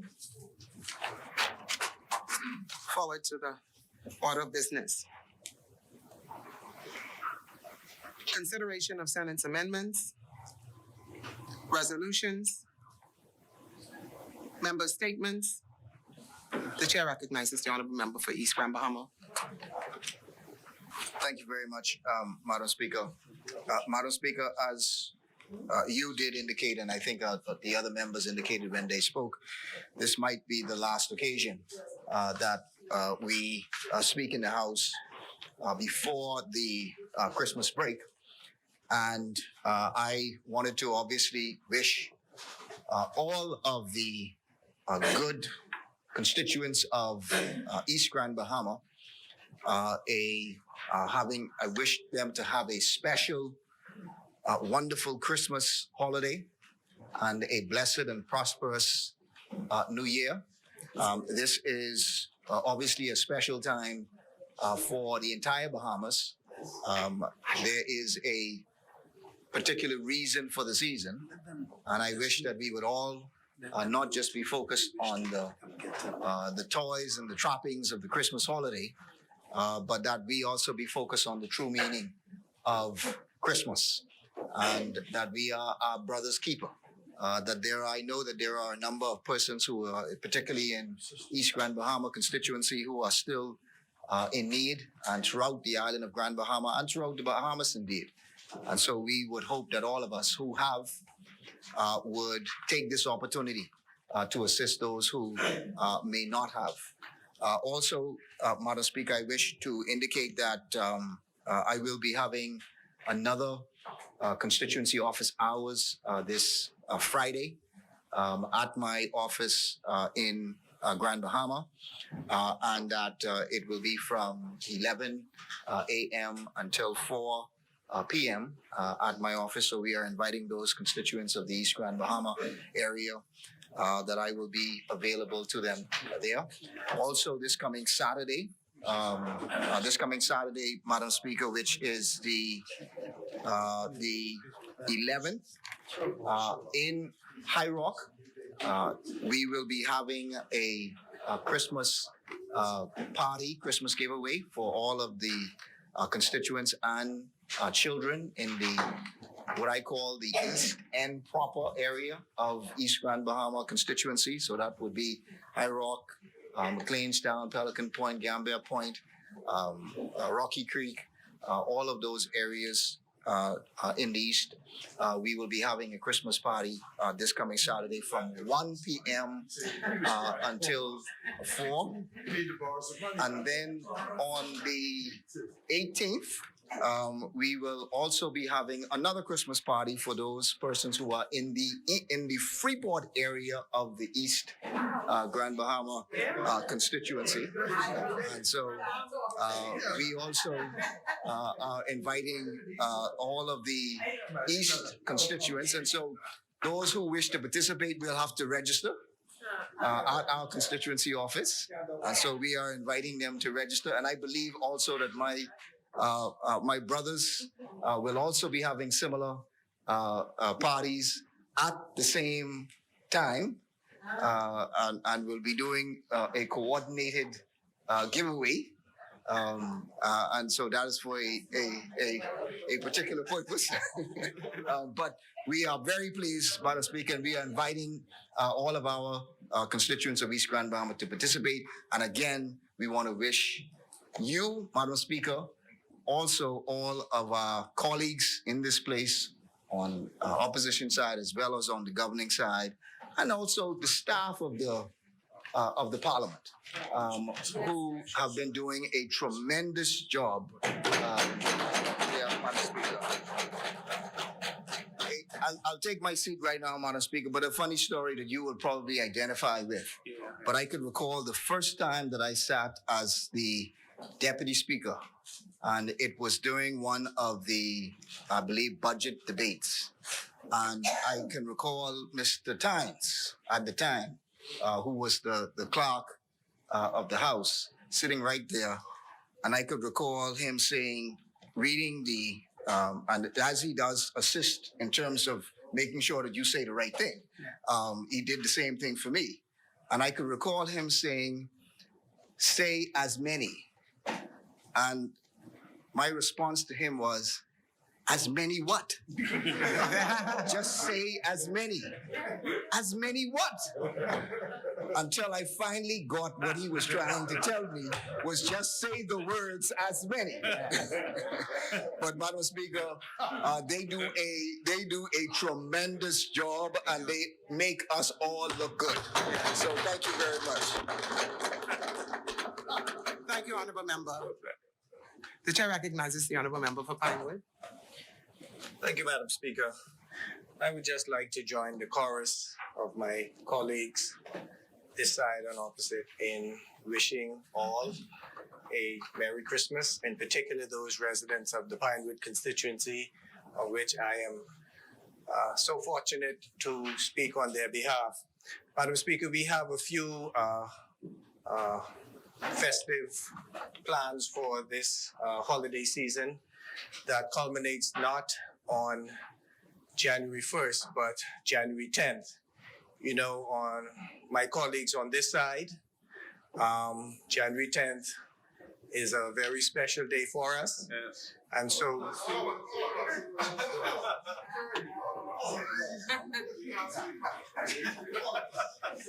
you know, Madam Speaker, if I'm wrong, I will not welcome in those who probably, I can speak for Marco City.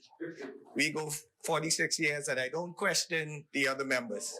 It's a shame when this was being talked about a long time ago that the excitement wasn't there. But I take each man at his word. I know Central Grand Bahama. I won't question their sincerity with regards to this. So, Madam Speaker, next week, Saturday, December 18th, we plan to have our Christmas event for the children of the constituency. This week, we plan probably Thursday or Friday, we were planning a tree lighting and carol service with the proper protocols. I invite those constituents to pay attention to our webpage, Pinewood Restored, and those dates would be confirmed. Madam Speaker, in this year, as we close out, of which there's been so much pain, there's been so much loss of life, there's been so much loss of homes, I hope and I pray that 2022 will be one of fulfillment as we, on this side, do our endeavor best to turn this country around and head it in the right direction. Madam Speaker, again, I would like to wish all, in particular the staff members of this Parliament who worked so hard, and I will follow on my good friend and colleague from Fox Hill, that 2022 should bring a lot of changes as regards to this institution as we deepen our democracy and have true separation of powers. I wish all in this place a Merry Christmas and a prosperous and healthy New Year. Thank you, Honourable Member. The Chair recognizes the Honourable Member for Yamacraw. Thank you, Madam Speaker. I rise to join in chorus with my colleagues from the great constituency of Yamacraw to wish everyone in Yamacraw a very, very Merry Christmas and a Happy New Year. And all of my colleagues and the country on a whole. This has been a rough 2 years and a rough year for many. And so we continue to have outreach for our community, those ones who are most in need, Madam Speaker. I would like to just indicate that we have an event planned for the children of Yamacraw on Saturday the 11th, this Saturday from 2 to 5. It's a toy drive for kids ages from infant to 12 years old. And if Fox still want to join in, we welcome the sponsorship and the membership from Fox Hill. But we want our children to enjoy Christmas no matter what. You know, it's a celebration that we all look forward to. It's the favorite time of the year for many of us. Our constituency meetings continue. This Thursday, I will be in office at 6 p.m. until we've seen everybody who is there. And I will endeavor to get there on time, but I travel with the member for Tall Pines. We are going to see some schools in anticipation for opening and clinics in Andros, North Andros, and Central Andros and Cat Island. San Salvador. So I would also like to say that in Yamacraw, this Christmas we have a campaign to light up Yamakroa. We have a light outage in Yamakroa that is concerning in terms of safety and other issues that we are trying to address. And so I spent earlier this week, moving about the community with a resident who has volunteered his services. I won't call his name now, but eventually I will once I get his permission. What we have been doing is tagging all the lights that are off in Yamakroa. And we're tagging them with caution tape. Some of the work has started already with some blinking lights.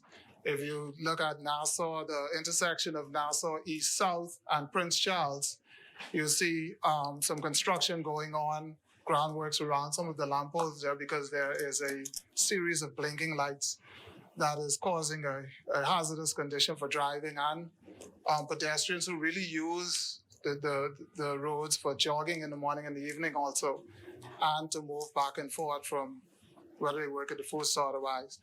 But Madam Speaker, I am honored and privileged to represent Yamakroa, to be in this place, to have come to this point where we can see light at the end of the tunnel, all of the work that we have been doing, all of the work that the members here have been doing. This is a good way to end the year.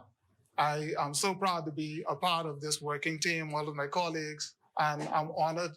Again, I can't say how much I'm honored to work with such a legendary member of parliament, minister, career politician, and Ms. Glennis Anna Martin, who's doing an excellent job in education. And so we're gonna make sure that we have students given best opportunities and in a country that belongs to them, really, to our future. So thank you very much for the opportunity, and Merry Christmas, Happy New Year to all. Thank you. Thank you, Honorable. The Chair recognizes the Honorable Member for St. Anne's. Thank you very much, Madam Speaker. I'm going to begin my statement today in the same way I intend to conclude it, and that is to promote and encourage that we all come together in this nation in unity. I continue to see comments from one side and comments from the other. We acknowledge that what we do in this country is for the benefit of the Bahamas. There is continuation at times. There is also accusations at times. I hear about the PLP and Sir Lyndon Pinling taking us into independence. Sir Lyndon is recognized in this country as the father of our nation. And that means that he is my father of this nation as well.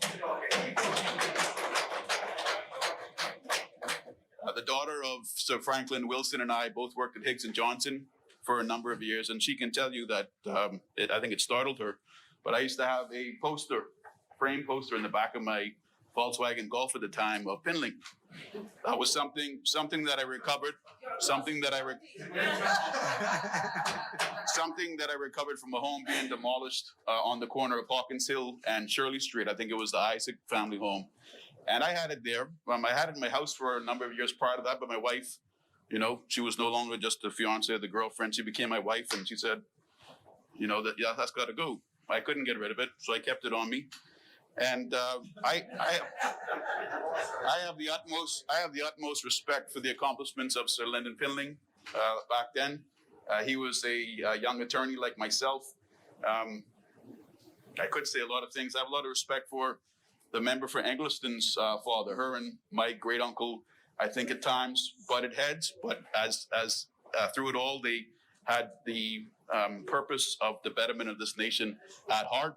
And at my uncle's funeral, Sir Arthur, who would not have been in his peak of strength, made the effort, came out and paid his respects, and that was very admirable.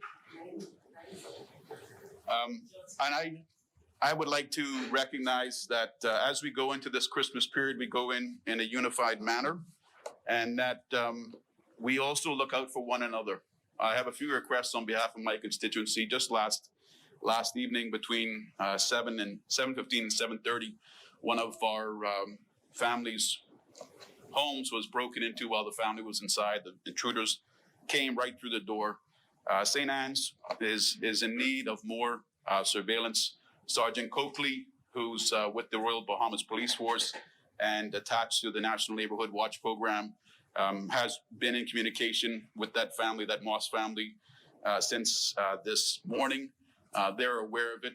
However, it's a harrowing experience. St. Anne's would really appreciate more CTV surveillance and police patrols in the area, resources that other constituencies receive and that St. Anne's appear to be overlooked for. I had this whole theatrical plan. I think I even asked my wife to go to the Attorney General's family business, Home Fabrics, today. I was going to come in the house with the stocking, you know, have the PLP, have the PLP yellow felt lettering on the side, and I would pull out a copy of the Merchant Shipping Act, you know, from out of the PLP stocking. I would pull out a little parcel and wrap it, and it would say that the economy is 90 million ahead in revenue. And I think I even would pull out a little parcel that when you opened it would say that the Nassau Village got a new road within minutes of election. All of those things came out of the PLP stocking, Madam Speaker, but I would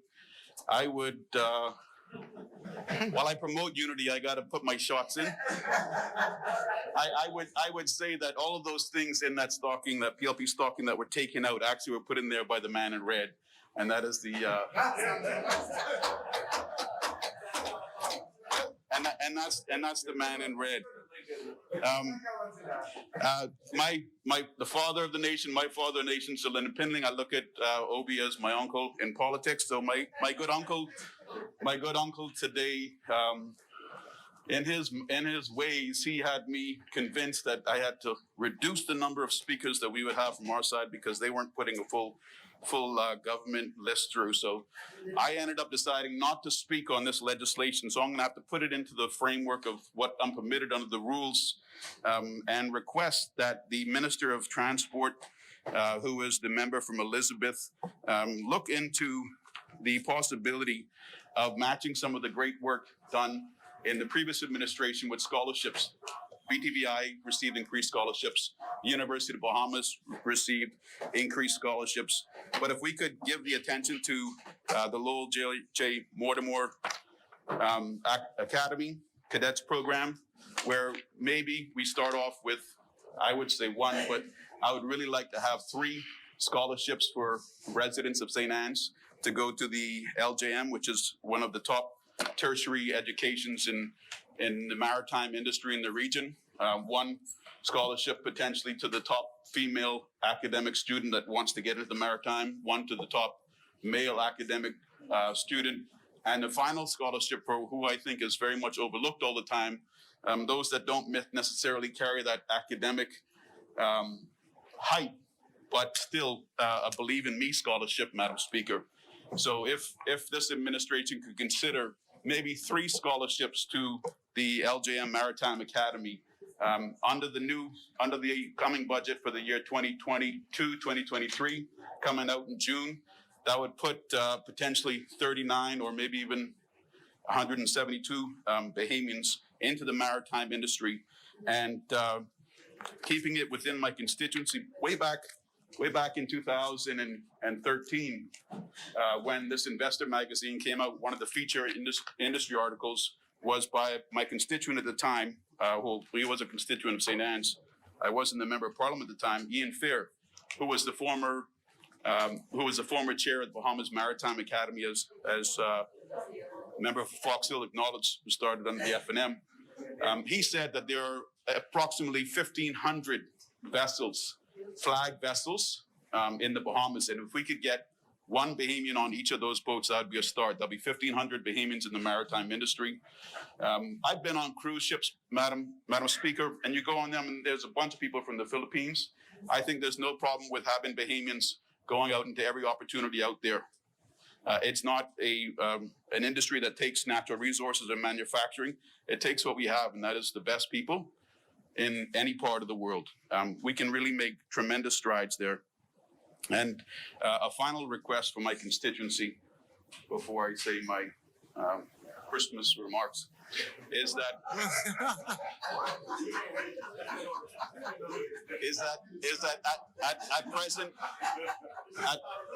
at present the capital grant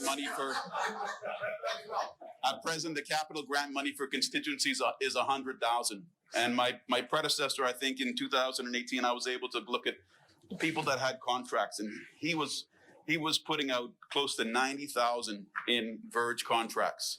Now, I've heard, Blair got pulled in. That's what they call Big Blair. That's Poland Division 15, got pulled in for having extra contracts at the beginning of the, just prior to the election. But you drive through Blair, the fence is all down around the park. The poinciana trees, they're almost touching the ground. If there's a contract available in the Public Parks and Beaches Authority, even if it's just a temporary touch-up one, please have someone go through Blair, touch up the verges, not just the grass and the weeds, but the trees.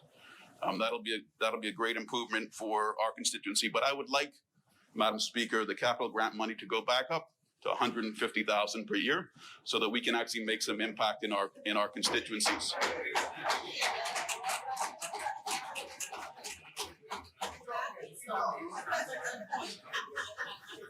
And maybe that can be planned for under the upcoming budget. But Madam Speaker, it's been a pleasure to be a member of this honorable House for the limited time that it's been. I expect, God spare life, as we say, to be back here when we return from our adjournment. I would like to extend my gratitude to Ms. Lightbourne, Mr. Flowers, Mr. Forbes, as well as Mr. Doggle in the back, and Ms. Ferguson, who I don't quite see in the booth today, but she's normally there. She's another constituent of St. Anne's, or hails from Kelly Lane off of Johnson Road in St. Anne's. To all of the constituents of St. Anne's, I want you to understand that I'm here for the long haul. We do have some limited edition breadbasket food parcels that are going to be distributed in the constituency.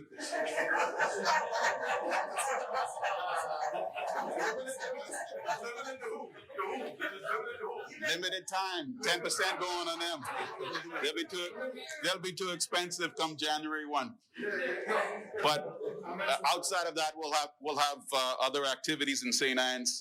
Looking forward to just spending, after we've adjourned, the rest of the time in the constituency, making sure that the people know that I'm paying attention, that they're feeling the impact of their member of parliament in the House of Assembly. I'm not really going to be too focused on the 5 cabinet ministers from St. Anne's, but if they'll have me over, I would be happy to pass by. And if my neighbor, Mr. Mitchell from Fox Hill, the honorable member of Fox Hill, ever wants to do something on the park in Step Street, whether he wants to do it with the representative from St. Anne's, I'd be into that, because we have a road. One half is his, the other half is St. Anne's, and on both sides there are great people. So finally, Madam Speaker, I would like to just remind everybody that as exciting as these holidays may be, we've been locked down for the past 1 or 2. Let's remember that when we're on the roads, to drive safely. Don't let our family members drink when we're drive after drinking. And remember the reason for the season. That's the Lord God Jesus Christ, who through him alone we have eternal life. Thank you very much. Thank you, Honourable Member. The Chair recognizes the Honourable Member for Golden Gates. Madam Speaker, I join in with the colleagues in this chamber to wish the nation a Merry Christmas. This is a season that we, is sometimes thought to be the season of gift giving. The gift for us is life. Those of us that are still here, especially those of us that are able to serve, we are grateful for that gift. It reminds me of the words of James, the book of James 1 and 7, that says, every good and perfect gift comes from God. And so as we're in the season of gift giving, I also want us to remember the reason for the season, which is the birth of our Lord and Savior Jesus Christ. Of course, I would like to give great holiday greetings to the wonderful people of the Gates, as I call them, the great constituency of Golden Gates. Over the past year, I've got to meet so many people in the constituency, and we're working together to build this community. Since September, since the election has ended, I've met hundreds of constituents, but there are hundreds more who are still looking for meetings and send messages and have great phone conversations as we work to build the community of Golden Gates. I am grateful for them all. Of course, I want to make a special note of some activities that we have coming in the Golden Gates area We continue to keep the community clean. This is a great request from the constituents, especially in regards to safety and cleanliness. But I would like to say that over the next few days, we will be going door to door, visiting the constituents, giving small tokens, not limited edition, small tokens to every home in Golden Gates as a sample, as a tribute of love and appreciation to to the constituents in this festive season. Just something small to bring some light and love to the homes of the people, the constituents of Golden Gates, who have been coming to the headquarters. We still serve hot meals Mondays, Wednesdays, Fridays, and Saturdays as on a first come, first serve basis. But this is our way of showing love and appreciation. I want to ensure that I not forget the great team at the Ministry of the Public Service, my permanent secretary, my undersecretary, team leaders, everyone that's doing a great job for the country, for the hundreds, the tens of thousands of civil servants that work for the public service, but of course for the general public that we serve. I'm grateful to those at the public service. We've started out in the last 3 months. We're off to a great start. We're gonna have the holiday season where we will have some festive activities at the public service that started last week, and the employees there are enjoying our 12 days of Christmas that leads up to the holidays. We are going to continue the momentum in the new year as we reform the public service for the people of the country. Everything that we do in this New Day government is for the people. And I'm very happy to hear so many happy persons who are now coming into the public service, who are having their matters resolved. And, you know, this is just the beginning, like I've always said in my contributions here. So, Madam Speaker, on behalf of my husband, my children, my family, I would like to wish you, of course, the staff here at this great house, my parliamentary colleagues, cabinet colleagues, everyone in the Commonwealth of the Bahamas, a happy, a safe, and an enjoyable Christmas and a prosperous New Day, New Year. Thank you, Honourable Member. The Chair recognizes the Honourable Member for North Andros and the Berry Islands.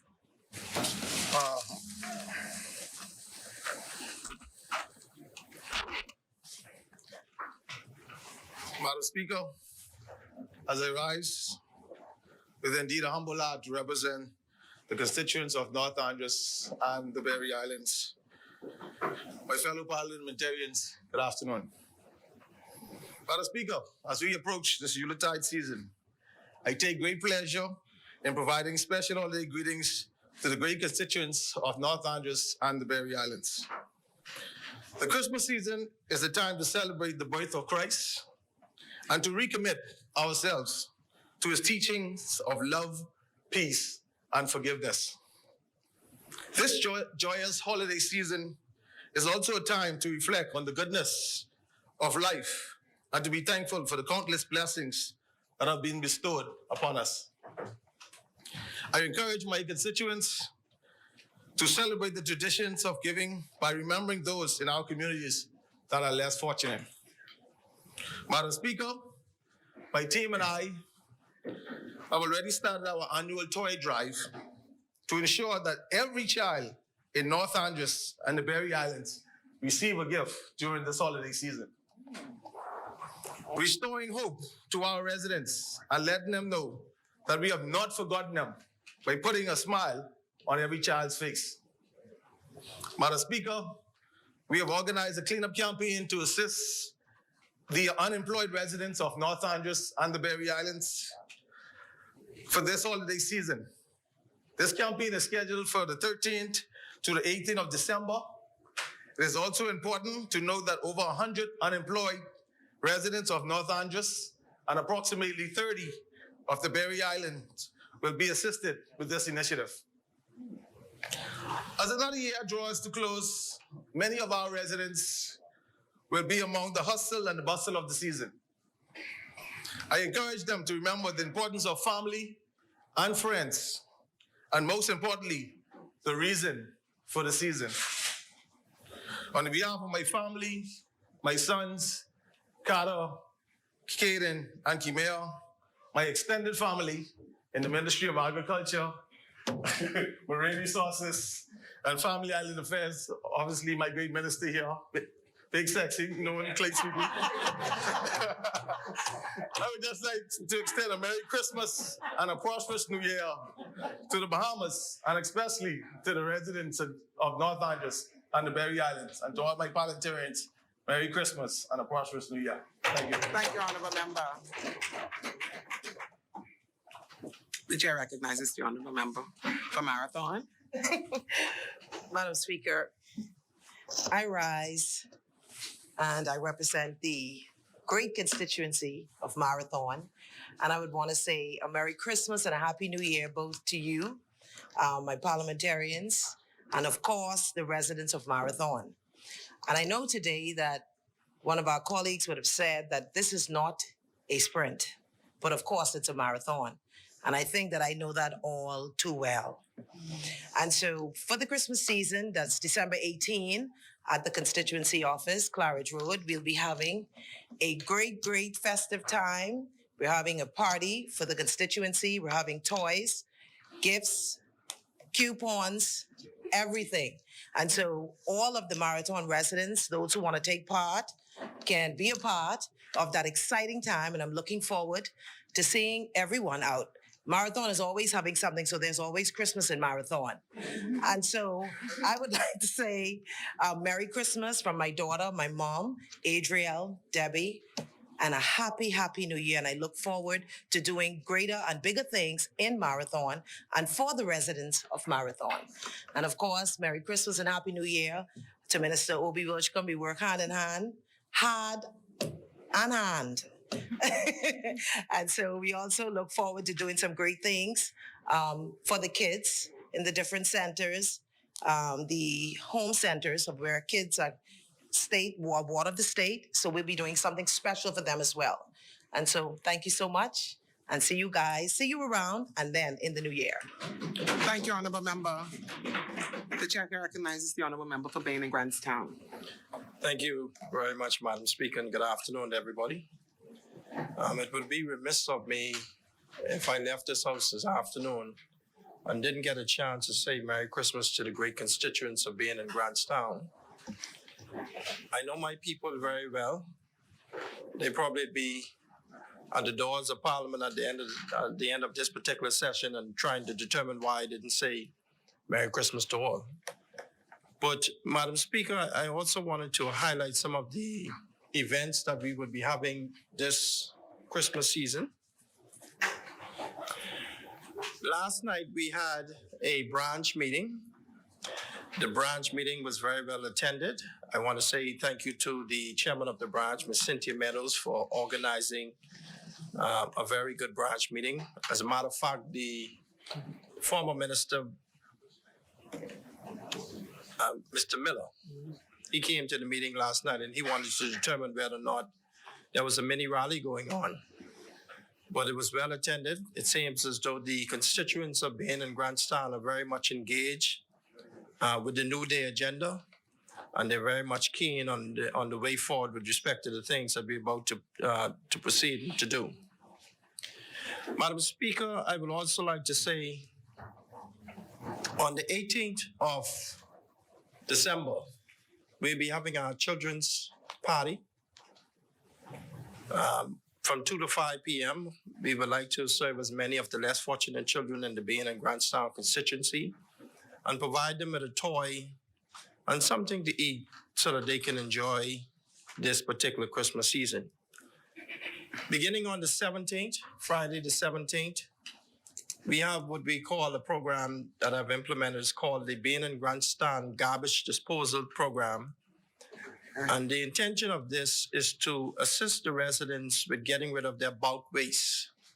So we'll be deploying a garbage, those big garbage disposal tins throughout the entire constituency in each polling division.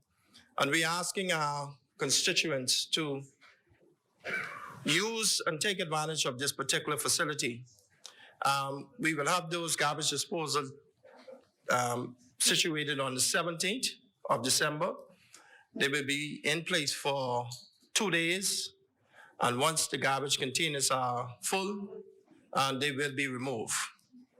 On the 15th of January, in the new year, we'll be conducting the Bean and Grandstand Fun Run Walk and Health Expose. And again, we are asking Mr. Leslie Miller. He's the former champion, and we're asking him to please come out and defend his championship, him along with Dave and Mr. Seymour. Yeah, it should last 30 minutes. Madam Speaker, I want to speak a little bit about the real reason for the season. The real reason for the season. I think one or two of my parliamentary colleagues echoed it.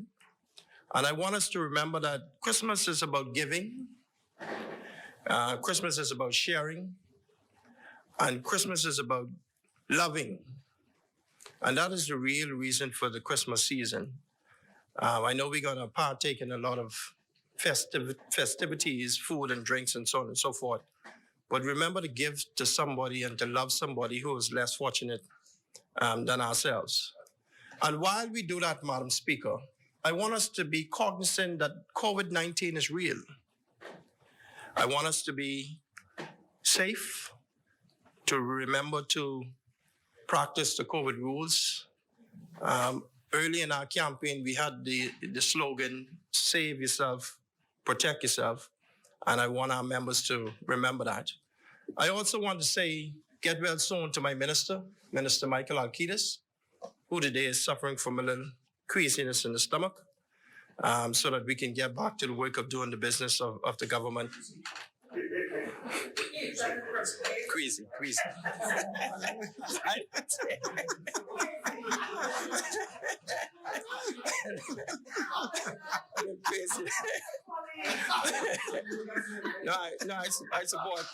I support him for leader, so I wouldn't do him like that.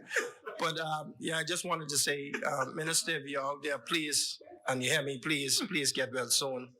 And let's get back to doing this good work as it relates to the economy within the Commonwealth of the Bahamas. Madam Speaker, before I take my seat, I'd like to say Merry Christmas to you and to the staff and Charlie in the back who keep me full, you know. I want y'all to enjoy the season. Being my first time in the house.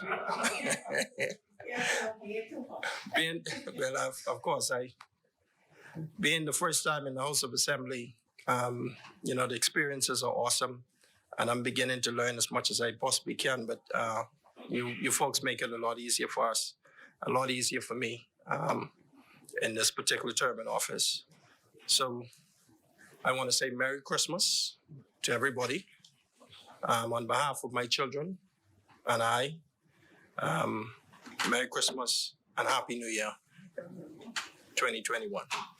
Thank you. Honorable members, the chair recognizes the honorable member for Pine Ridge.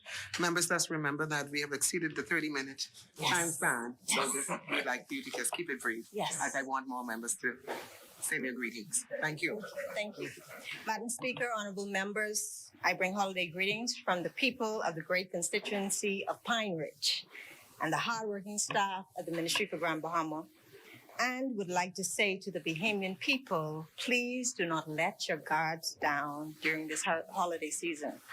COVID-19 is still with us, and we want all residents to safely enjoy their interaction with family and friends as they celebrate the Christmas and New Year's holiday. For this reason, Team Pine Ridge will be on the ground distributing packages to homes throughout the Pine Ridge constituency comprised of face masks, face shields, hand sanitizers, and disinfectants to encourage residents to continue to follow the COVID-19 safety protocols outlined by the Ministry of Health and Wellness. We will be announcing the details of this distribution as well as toys for the kids to Pine Ridge residents on our social media platforms, and residents can contact the Pine Ridge constituency office for a schedule in the days ahead. Madam Speaker, I'm looking forward to the Ministry for Grand Bahama's annual Christmas tree lighting ceremony this Thursday, December 9th at 5:30 p.m. on the grounds of the Harold de Gregory Complex on East Mall Drive, Freeport. We will light the tree and fill the air with Christmas music as we give thanks to God for his grace and mercy and for the opportunity to celebrate the season once again. Madam Speaker, on Saturday, December 18th, the Ministry for Grand Bahama will host a Christmas festival in downtown Freeport.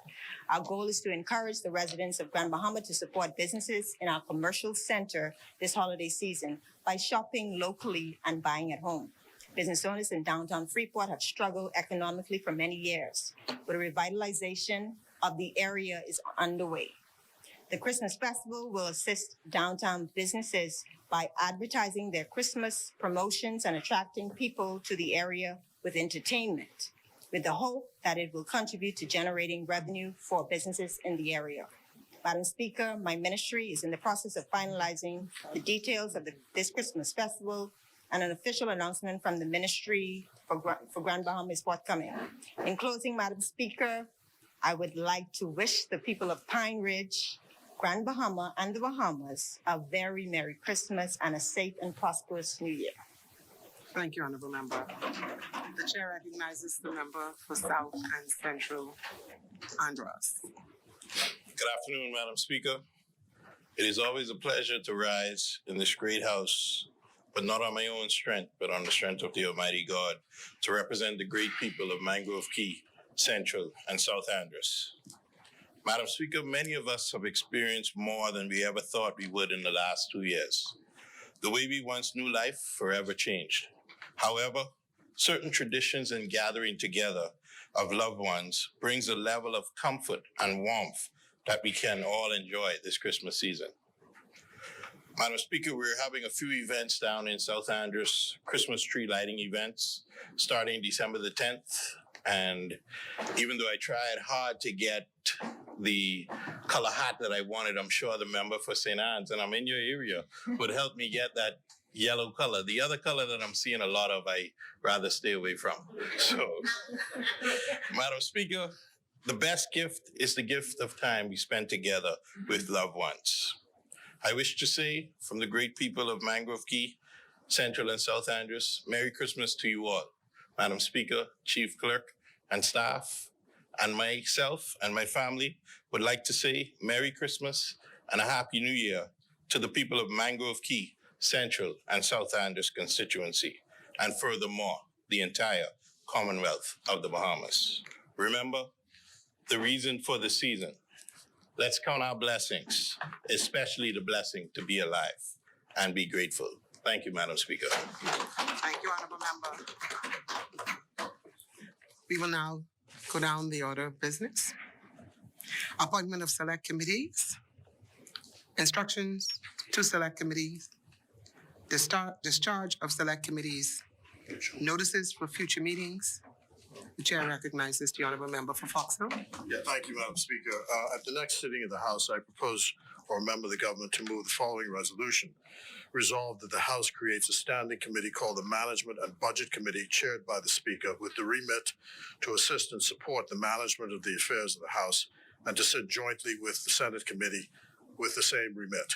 With, of course, the power to send persons and papers, leave to sit place to place, and leave to sit during the recess.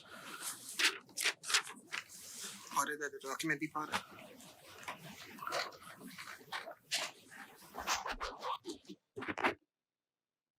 Order that the document do lie on the table. Thank you, Honorable Member. The Chair recognizes the Honorable Member for Marco City. Thank you very much, Madam Speaker. I'd like to give notice of several questions to be raised at the next sitting of the House. One, we'd like to know the timeline for the commencement of the repairs and subsequent construction of the RAN hospital. Secondly, what is the status of the vaccines that we have heard will expire shortly? Thirdly, what is the rationale for discontinuing the PPP on packing houses, feed mill, and abattoir? And finally, when will the distribution of checks be approved for Dorian victims in Abaco and in Grand Bahama? Thank you very much, Madam Speaker. Thank you. Order that the document be brought up.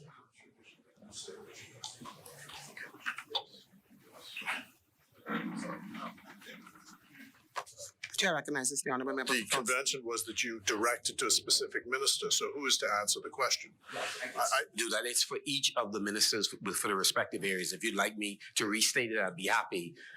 Or I can do that in Yeah, they're different questions, right? certainly. Yes. So they're directed first to the Minister of Health. Of Health. The second is directed to the Minister of Health as well. The third is directed to the Minister of Agriculture and Local Government. And the fourth is directed to the Office of the Prime Minister that has responsibility for. Which you'll state in the notes when you sign. Yeah. Correct. Right, thank you. Thanks. What is the document to be brought up? Okay. Thank you. Thank you. Thank Madam you. Speaker, I'd like to renew all notices in the name of the government. Thank you, honourable member. The chair recognizes the honourable member for St. Anne's. Yeah, we wish to continue all notices in the name of the opposition. Thank you. Thank you, honourable member. So before we move to adjournment, I would like to state two notices here. I would have received a note from the member for Central Grand Bahama, and he's indicating that he would not be able to attend sessions next week, the 15th, 16th, and 17th, and he's hoping that the ensuing report or records could be shared with him upon his return. Also, from the Cabinet Office, they would like all members to state their attendance. The economical service to be held on January 10th, which is a Monday. They didn't give me the time here. So they would, pardon me? 10 a.m. At 10 a.m. At 10 a.m. So giving all indications for your attendance for both you and your spouse, because there's limited space and they would like to accommodate proper seating. So you could either give that either here at the house, or you could provide that to the staff there at the Cabinet Office. Moving back to the order of business, adjournment. Madam Speaker, I now move that the House adjourns to January 12th, 2022. Is there a second? Thank you, honourable member. It's been moved and seconded that the business of this House be adjourned to Wednesday, January 12th, 2022. All those in favor will remain seated. Those opposed will stand. The motion is carried. Final adjournment? Madam Speaker, I move that the House now adjourns to January 12th, 2022 at 10 a.m. Thank you, Madam. The business of this House is adjourned to January 12th, 2022, which is a Wednesday. Thank you. Adjourned to 10 a.m. January 12th, 2022. He's sleeping this now. Yeah, he's sleeping.